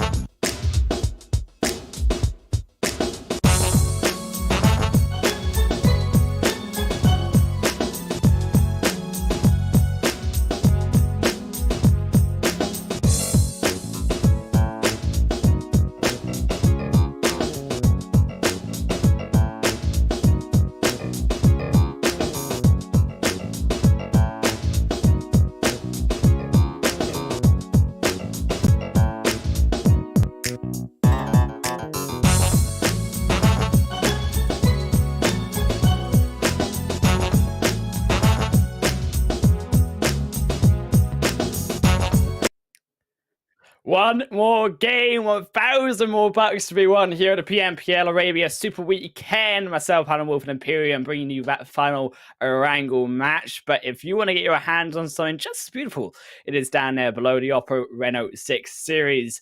With upgraded performance and upgraded fun, you can celebrate your winning spirit with the brand new Oppo Reno 6 Series C, designated smartphones for PUBG Mobile, Middle East, and Africa Esports 2022. Just as beautiful as the Imperium over there, but not quite. The Oppo Reno 6 still more beautiful. I'm like modeling an invisible Oppo Reno 6. It's like, it's, you know, should I do that too? Isn't that how? You know, like pretend this spoon is the Oppo Reno 6, and it's just like, no. Oh, so shiny, so gracious, so beautiful. Oh, see, there you go. There you go. I've instantly sold the Oppo Reno 6. That's how you sell it. You just go to people's doors, and you're just like, look, if you want a phone, just imagine this spoon. There you go. Yeah. That's what we're missing out on. That's what we're missing out on as well. But hey, don't miss out, though. Yeah. Go on. Look, I was going to say, don't miss out on your own opportunity to give us your own thoughts at home, okay, Imperium? It's not just all about the Oppo Reno 6. I want to hear about them, too. And jumping in onto the conversation using the hashtag PMPL. Tell us your thoughts about these super weekends. What do you think about the finals? Who is going to win it when it comes on to those final 16 teams next week? It's going to be an 18-match rumble overall. But Imperium, for that 18-match rumble, as we said, it's one more Erangel match to take it through. If anything, the only thing I'm hoping for right now is if we get like an ocean zone. Like an ocean zone would just be like so good right now. Like, you know? You know what? I've battled with the Zute curse for nearly 14 days of broadcast per se, give or take. I've battled with the Highland Wolf curse for a ridiculous amount of games. You know what? For the final game of the Super Weekend, I'm with you, man. Give us a volatile circle. Give us the craziest, wildest circle shifts that we've ever seen. I want to see, like you said, very water finish. Something like the very southern edge of Primorsk. That kind of water finish, right? That's the kind of circle finish I would absolutely love to see. Either that or at least, in the least, a military island finish. That'd be nice. Do you know where I would love it to go? Just because we saw a taster of it, but we never got to see it all the way, was up all the way to Zarki. I would love to see that very top spot used. Because not only is it ocean, but we could tell, I think, by the way in which those players were avoiding it when it went to that shift once, that I don't think the players are as familiar with that part of the position of Erangel, albeit maybe Rico Infinity Esports who do go there. Yeah, that's definitely something that I wouldn't say no to, because I don't think I've ever commentated a Zarki finish, and I don't know if there's really been a Zarki finish ever in the history of competitive PUBG Mobile. But there's a first for everything, and that's the thing we're highlighting it, because with all due respect, outside of the money, there's just not, there's nothing, you know, it's a very anticlimactic finish in that regard. The top 16 teams are secured. There's just not enough points overall or not enough games left for the likes of 4K and Mind Weapon to get into the top 16. And that's just, sometimes that's going to be the case. Sometimes it's not going to be the case. We just got to deal with the hand that we're dealt. I wouldn't be opposed, though, to seeing a 42-point game either from 4K Esports or the Mind Weapon iKURD. Do I believe, based off of statistically, not my own thoughts, but statistically here, through all of the previous games that we've seen them play, can they get 42 points? No. I would more look towards a team like Rico Infinity Esports or potentially Nigma in the way they're playing today to get that type of points on board. It's still possible. As you said, there was one time when Alpha 7, yes, in a different scenario and different lobby, were able to get those points. I've seen it at least, I think, once before in a PMCO, but it is extremely rare. And it also relies on, I think, the zone giving everything to 4K or to the Mind Weapon iKURD and saying, actually, everyone else has to come into you. Well, so far, it is definitely a little bit of a volatile phase 1 in comparison to the playing path, but nothing really massively off kilter, as it is just a bit of the water in play over on that eastern side. Yeah, okay, there's a tiny shade of military island in play, but I realistically can't see it ending there.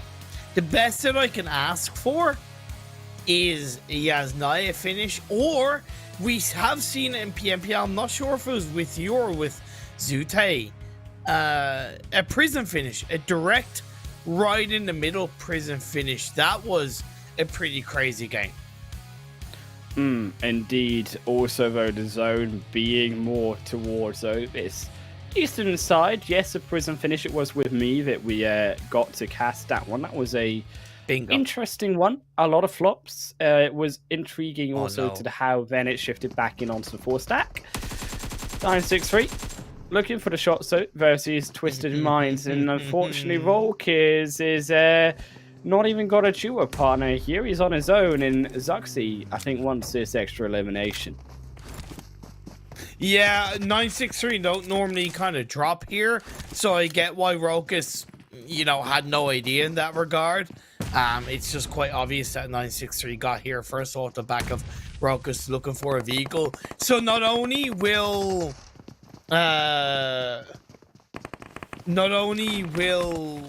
963 grab a bit of a free elimination for themselves if it comes to be that way, but it'll also get themselves a free vehicle. I think they've actually stolen Rokus's vehicle away. Rokus feels bad, man. Kaito's got a vehicle, though, a beautiful green buggy. Gonna have to come in to save him, but only in so much danger. It's 963 still in control here, and yes, you're right, 963 don't usually go here. It's Twisted Minds who were opting to settle, thinking that we would have this compound to themselves, not taking it directly. But 963 handshake it away, as they will just take the vehicle, that is steal crazy. it into a red one from a green one, and will just swipe themselves in onto Zuxi further ahead. Solid reaction by the whole of Twisted Minds for the most part, as Dami looks to support Rokus, but I'm still really surprised that Rokus was able to get away with that. I think it was lucky that he was able to pick up a smoke or two when he did loot up that one building and the shack, because that's what gave him a little bit of protection and took away the vision for the members of 963 as Dami then picked him up. Either way, this game is continuing to play out. 4K on the very western side of the map. The Mind Weapon down in Primorsk. So we're going to have to swing in on that western side of the circle. The Mind Weapon could go for something absolutely wild in the form of a rotation through Military Island. I wouldn't be opposed to it. It would be a very outside of the box kind of rotation, but it would be the kind of rotation where you just don't expect a team to pull out, and it is going to be technically less congested initially. I say initially, but of course it still means you'd have to rotate on towards that eastern bridge, and that in itself has its own problems. The Western Bridge not really a problem. I think it's also not really a problem getting through to South Island. It's more to the fact that the Eastern Bridge, yes, it isn't controlled by any team realistically. It's more taken up consistently across the game by different teams as the match progresses. So there's always going to be someone there, Imperium, that can stop you on crossing that Eastern Bridge if you jump in to try to cross there also. Revolution, I'm surprised they're actually holding back too. I would expect a Revolution to play like we do against Triple D when 1 million are here, especially considering 1 million did have to bypass through Revolution to get to Novo with the instance of this playing path earlier. So not actually spying that one up, trying to sabotage 1 million crossing that eastern bridge as they usually do. A different series of events coming through from Revolution overall. I think a part of that is because Revolution only started this game as a 3-person team. They haven't lost a player or anything like that. It's just how they came into the lobby. So maybe they want to play a little bit of a, I suppose, a cleaner start because having that player taken out. This is a kind of cluster and the threat that teams face when they are playing in on that western side of the circle, right? KONQUEROR, Headquarters, Nigma Galaxy. That's why I even called that kind of, you know, crazy wild idea of the likes of Mind Weapon moving through the military island rotation on this phase 1, but leaving it as late as they have Highland Wolf, it does allow for a little bit of a smoother initial entry point on the western edge of the circle. I really want to see some great rotations coming through from Headquarters. I want to see some great rotations coming through from 4K. I want to see some great rotations coming through from the Mind Weapon iKURD. I think we talked about taking team fights too much for the Mind Weapon. I think it has been the per rotation so for the other two. It have definitely cost them in a crazy amount of games through the whole of which they have played in some of the Super Weekends, some of the overall league stage. The per rotations, phase 2, phase 3, not really the planning involved has been the problem. If they can redeem themselves so in this one game, they can get themselves, as we say, that chicken dinner that they have been alluded so longingly for. Headquarters and the rest of them maybe have a space in my heart for the success I think that they've all showed in some of at least their games that they have been in also. Headquarters said you wanted clean rotations, a very deep rotation on this phase 1 for themselves, but they do get a bit of a spot, a lovely set of buildings inside the more central part of this phase 1. Shelby's locked, but I doubt Twisted Minds are going to look to push on it. They're surrounding them, maybe grabbing the vehicles and getting closer, etching nearer and nearer seems to be the case. I thought they were going to hold back a bit and wait for phase 2 to pop up, but that is not the case. At the end of the day, this is the final game of the PMPL Arabia Super Weekend. Still one more game, as you said. Twisted Minds jumping away like bunnies over onto the hill of Headquarters, beginning to surround them. You can see the pinch beginning to form as the next phase also will form anew. Rolkis looks for the nade over the window. Will it land? Go slightly low, slightly to the left. Naya gets away. That's why I said Twisted Minds were surrounding Headquarters, and even though it leaves them a little bit at risk of being picked off one by one, so many angles of information are being given over that however Headquarters reposition from Twisted Mind's nade, Twisted Mind bullets, they're walking into the path of bullets and nades from another member of Twisted Minds. NASR Esports still looking at a plethora of bodies onto the fight versus here Nigma Galaxy, also the Mind Weapon iKURD, but it's Nigma who will fall first down to the solo, and NASR has cleaned them up. The Mind Weapon, though, finds one. Nigma Galaxy trade, but it's no elimination through. Instead, NASR Esports, they take through the elimination onto the Mind Weapon iKURD. Dealer moving very further forward. Looks for here NASR. NASR though still holding strong. Go back into the building for the protection of 4 walls, but they are still searching. Finds eventually one. Pushing so hard onto NASR, but NASR are there to stop them. But Asama doesn't care. They've got 1 HP on the health bar, but 1 HP is all you need. Finally goes down to hands of NASR. No. The final one through from Naba, and I think of a poor fight planned by the My Weapon iKURD. Yeah, overall, like why the hell was Nabo kind of snaking and waiting so quietly like that when his team are full on taking the fight? You should have been looking to push in that regard. We have seen fights start to really break out left, right, and center. Stalwart UAE under pressure. They go down completely. Headquarters got absolutely blown to smithereens by Twisted Mind. So we're 11 minutes in and we're down to 12 teams, 43 players. The craziness of the final game is starting to seep into the minds of these teams. And for this zone, it's still totally in the air as well, Imperium. There is nowhere really that these teams know where they want to go, but because at least we only have 12 teams, there is also going to be more space on the map, and because there are so many locations on that map too, that is why it's going to be less fighting. But there's still one more spot of fighting here between, as we say, 963, KONQUEROR Iraq. One grenade over, did find a knock onto Groza. Groza now being flushed down with a health bar. No one's in that shed though, but it's still a beautiful check-in. No, sir.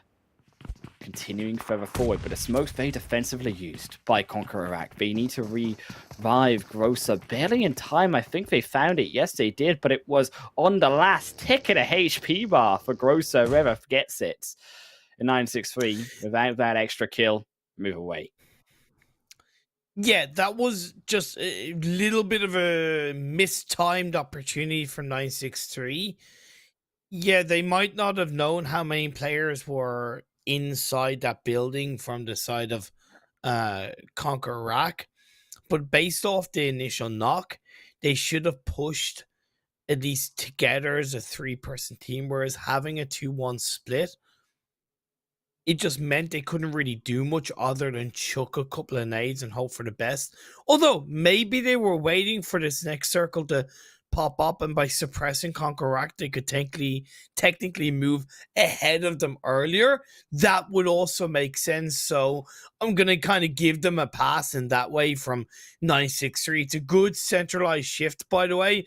Highland Wolf still a good chunk of Yasnaya Polyana, but I'm looking at the Lion King Hill and the side of oh my god, Mansion. There you go. Yes, those are the two areas that I'm looking at the most.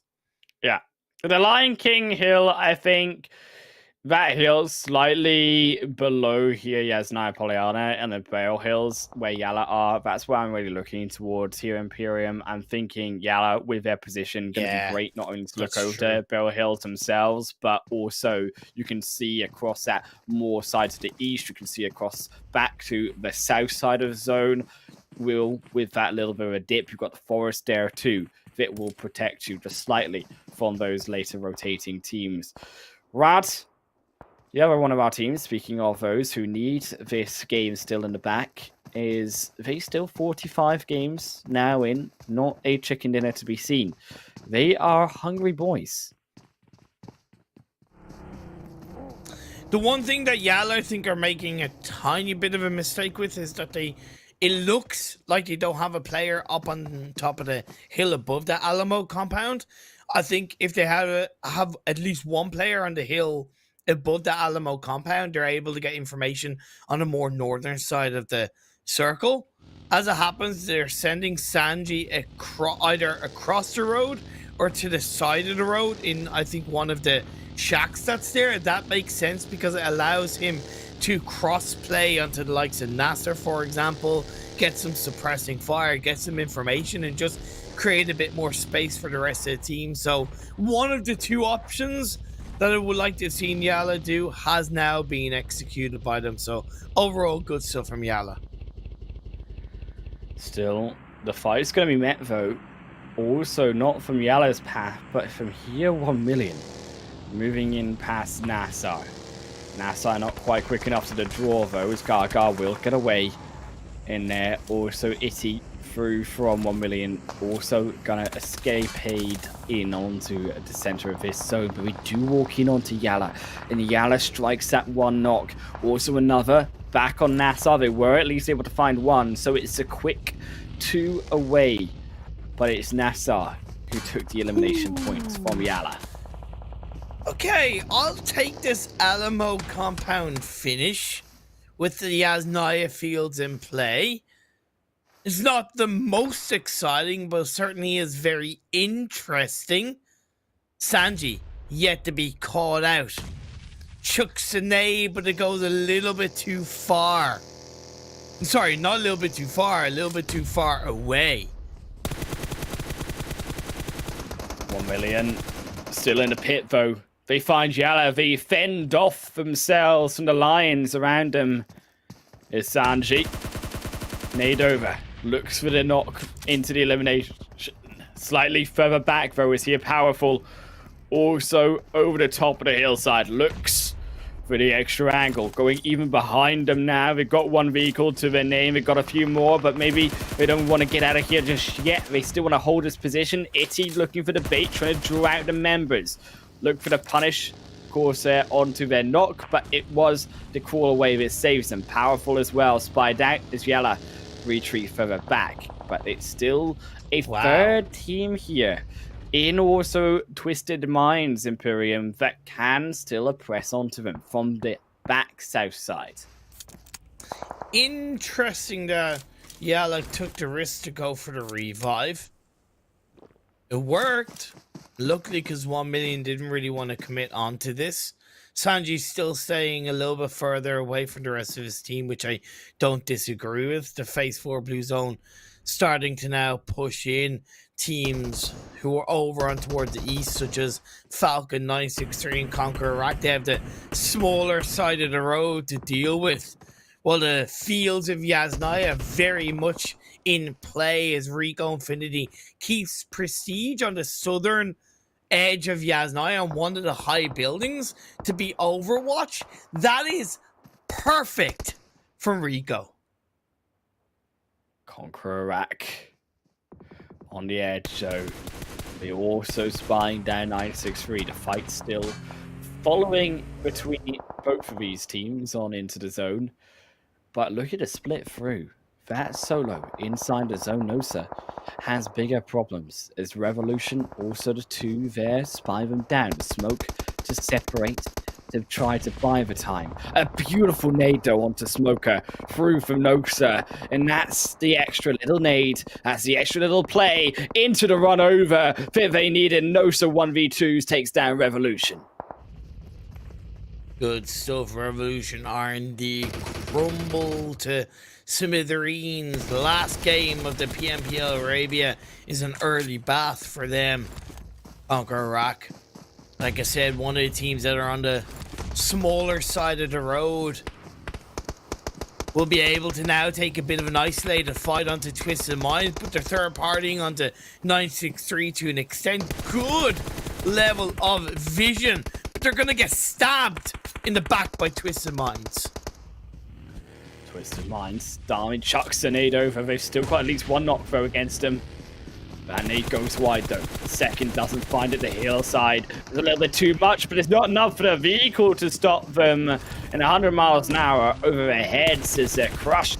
And an extra one for good riddance as their Twisted Minds will find the final few. CONQUEROR eliminated completely through to the hands of the extra two. Dami figures the duo stand strong. 4K gonna lose one nose to the wrap around here. Donuts through from Damar as he looks straight in for the next, and it's free. Maybe trying to find it through the smoke, but there's no one home. Damar doesn't care anyway, so the Blues don't an extra tick enough for Cobra to take him down, but there's still three angry Falcon birds swooping down onto 4K, and it don't look great here on the screens on their position here on the blue zone, closing in the blue zone, engulfing them away, send them happily away from the PMPL Arabia as Falcons drive off.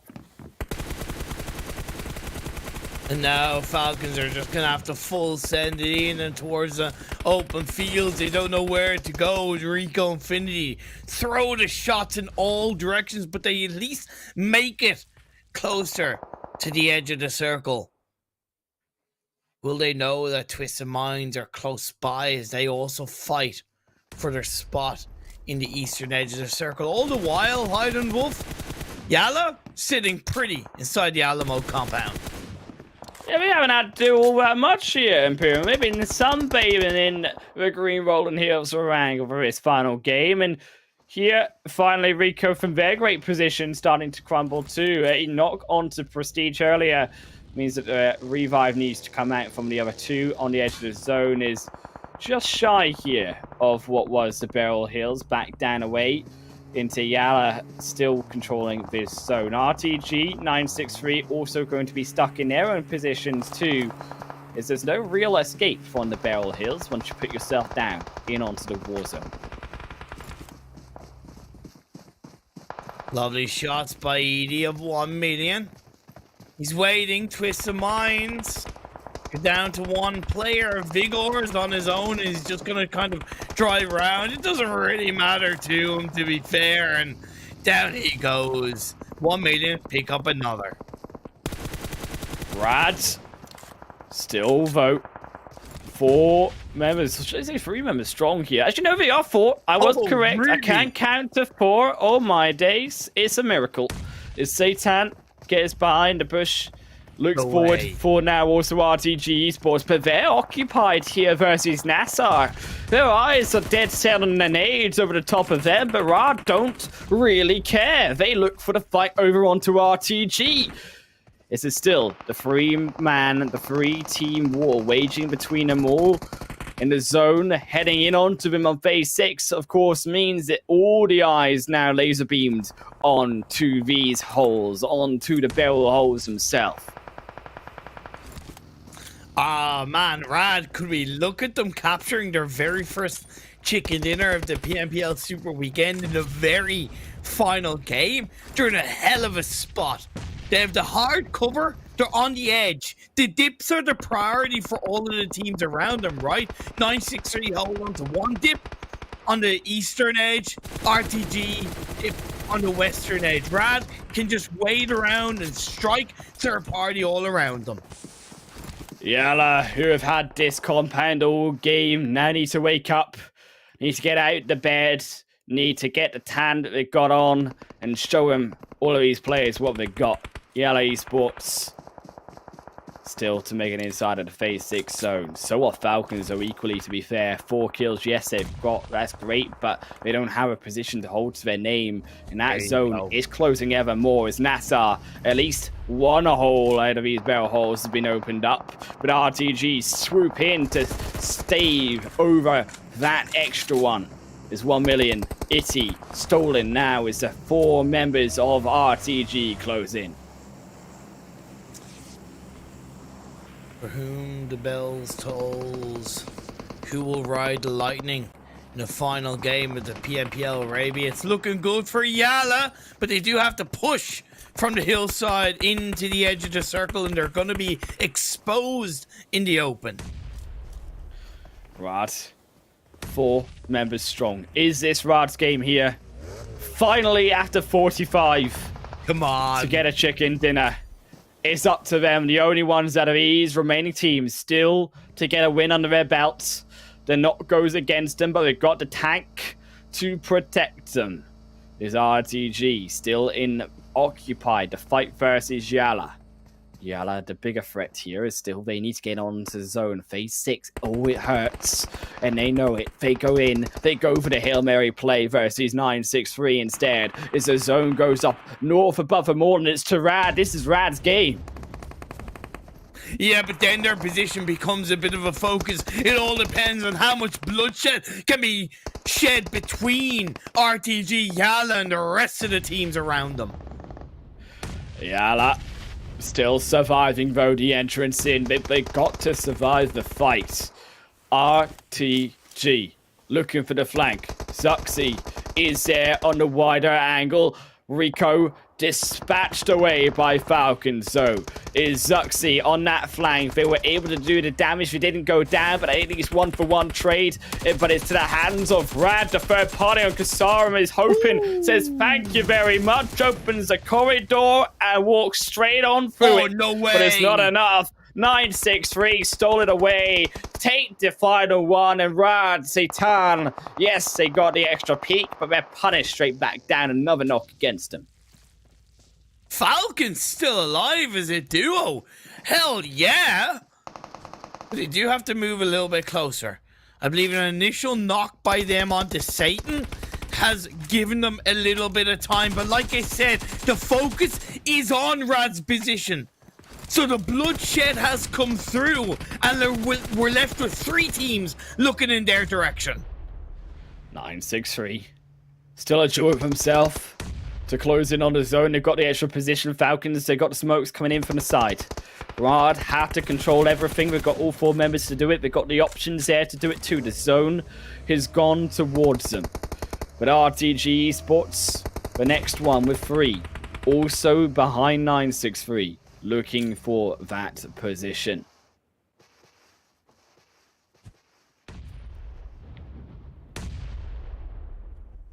(963) Imperium then walking forward. RTG though is behind him. That smoke dissipated. Enosa's been found. The zone is there, but it's RTG who got booted by Zuxi, but Yusuf boots Zuxi back.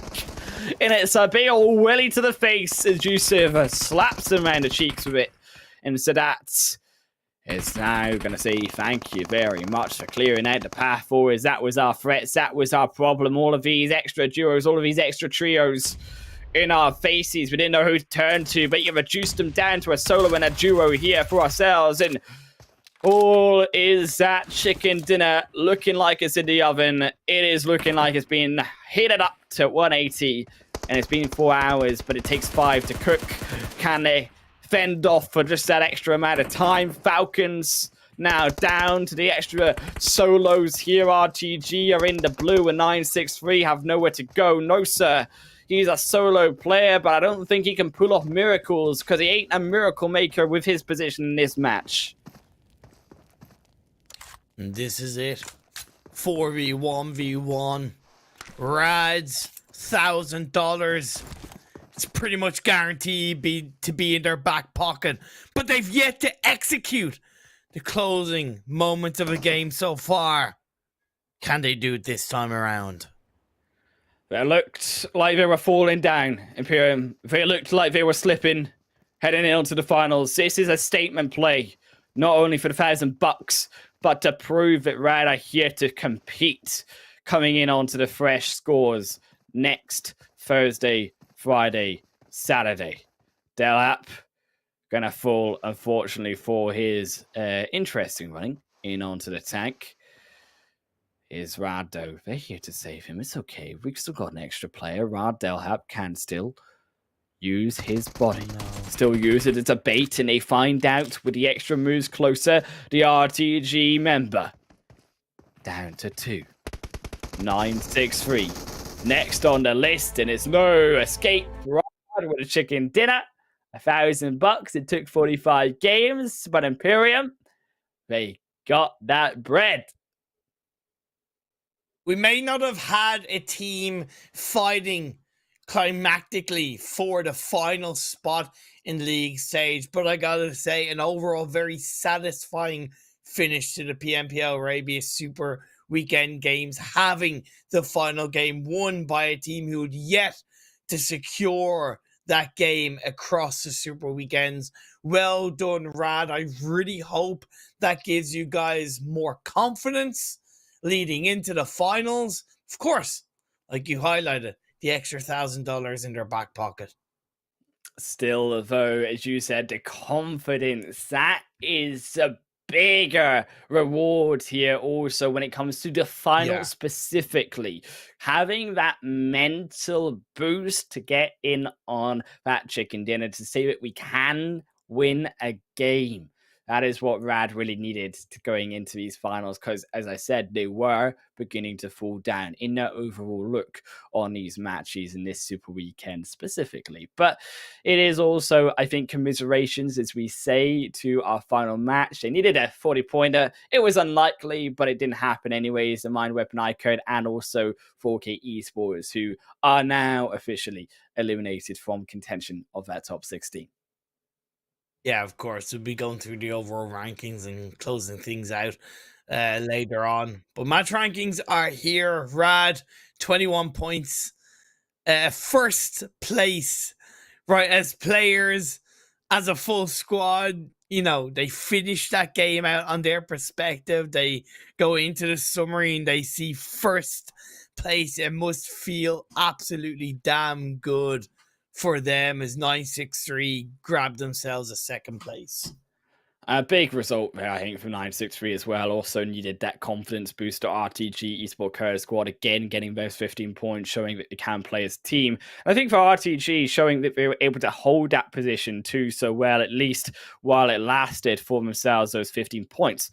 They were able to muster a little dip in on to their great result there from Nigma Galaxy. It's a unfortunate series of game there for them, 0 points. Stalwart UAE, though. Yeah. I think the bigger question here for Stalwart, because they also had a very poor series of days and games here in this Super Weekend, and they are competing in next week's Super Weekend. Or so I should say finals. Yeah, there's a lot of questions for me on whether Stalwart can actually perform in the league finals. I've talked about it already. I talked about it yesterday.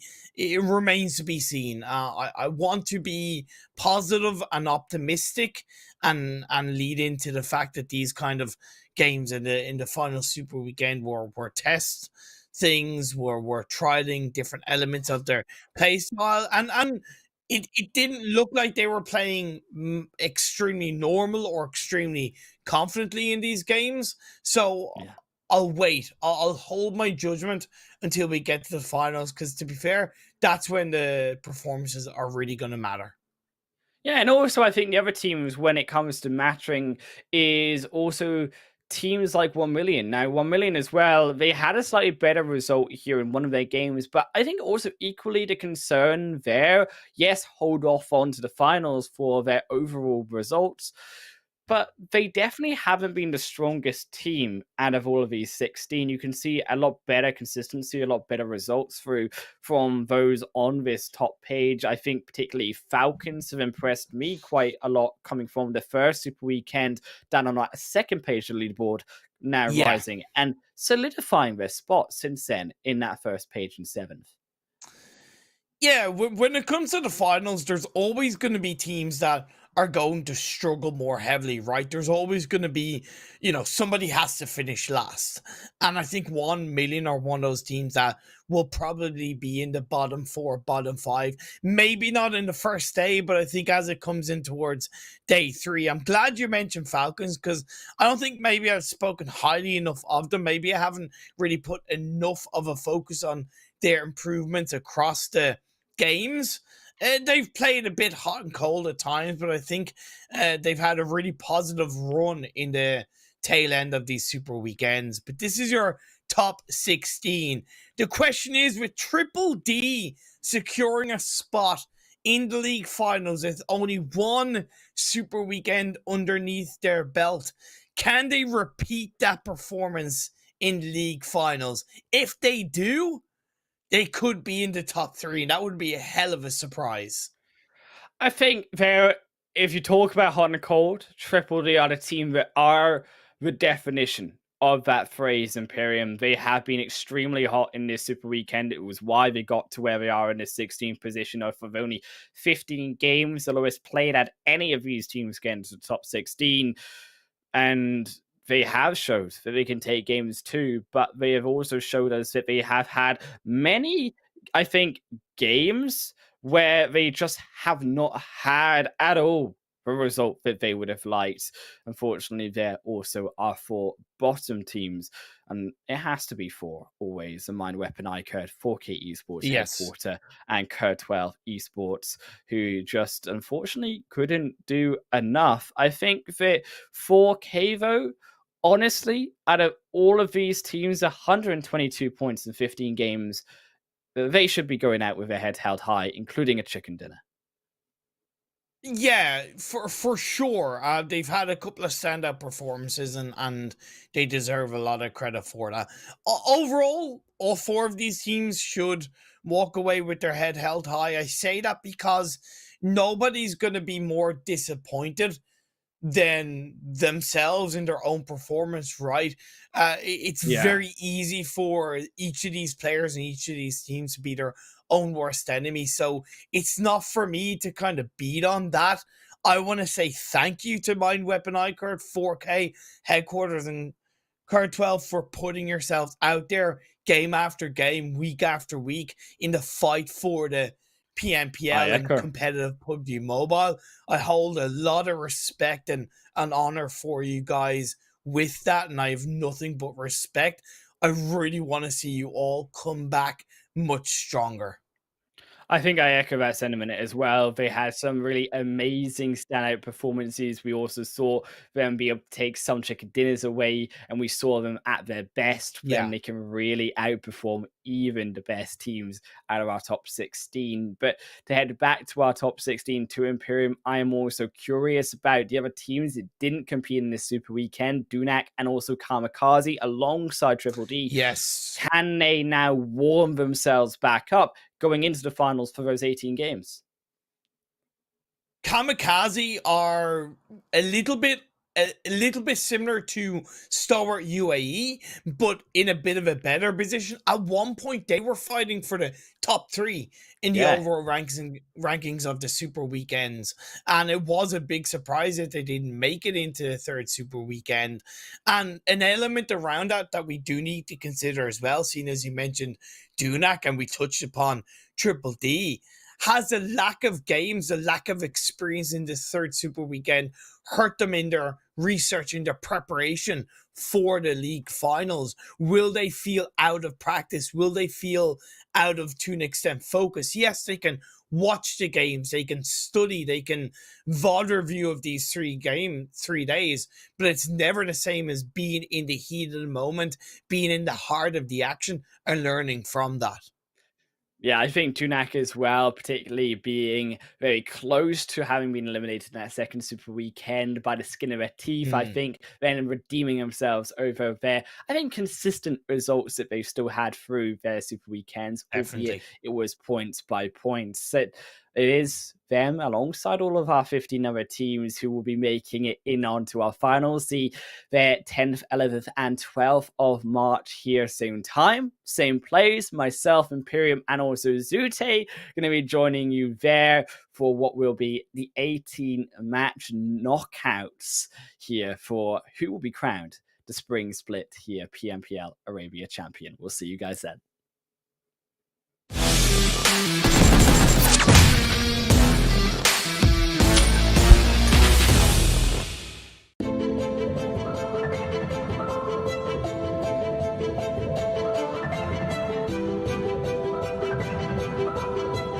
Hi, I'm one of those people everyone calls a detective.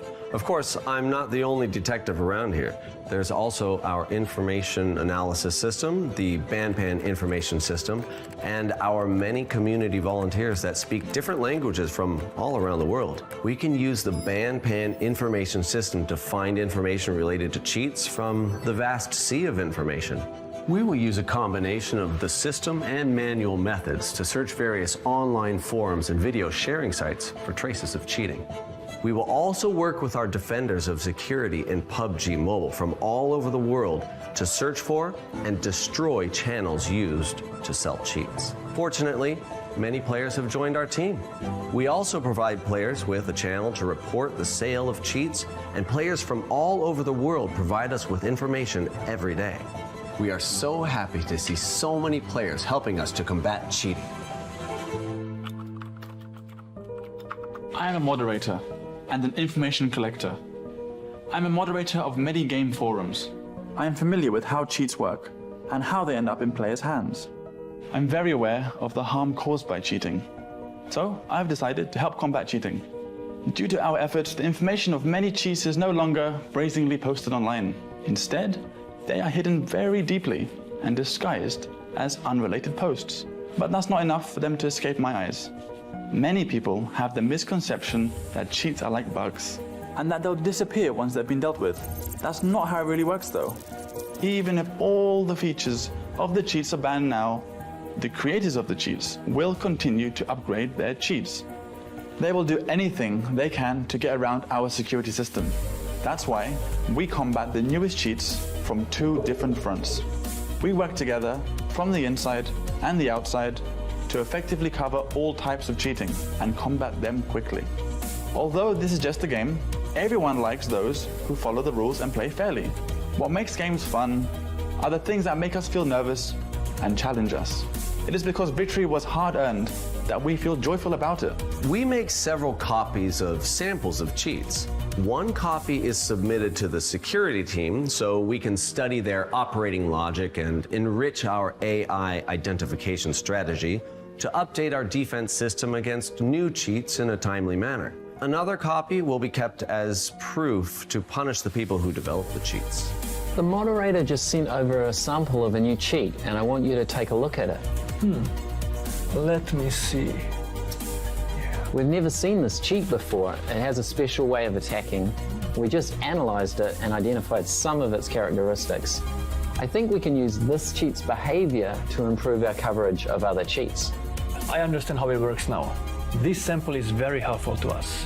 We can use this to develop more targeted countermeasures. And by learning how it functions, we can greatly improve our sample database. Okay, let's get to work. Yeah.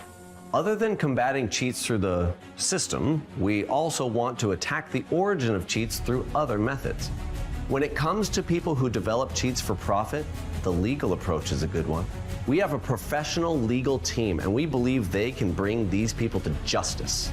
But before the legal team can initiate a lawsuit, they need sufficient information and evidence to win the lawsuit. This is where the information we provide becomes especially important. What detectives and I do best is to sift through unassuming clues, tracing matters to the roots, to find information and clues. The more information we have, the closer we are to victory. We received some exciting news today. Our legal team won lawsuits in the United States of America and Germany. That's great news. Let's open a bottle of champagne to celebrate. Hang on. Let's not celebrate just yet. In the lawsuit, the defendant provided even more information about the team that developed the cheat. It looks like we're going to be very busy over the next few days. Yes. In 2021, we retrieved more than 10,000 samples from various channels, and more than 30% of them were valid samples. It's also worth mentioning that many sellers of cheats online are scammers. They won't give you any cheats. They will even hide some viruses in the files they give you. It's a good thing we have our testers and our security experts. If not, our ordinary players would be in a lot of danger. In summary, we're very proud of our work. We feel like we're rangers who search for clues about enemies from the shadows to deal them a swift and deadly blow. Please allow me to promote the security community. We welcome all volunteers to join our security community. Join our fight against cheaters and ensure all players have a fair gaming environment. We are part of the PUBG mobile security IT team. We fight to create a fair, competitive environment for all players.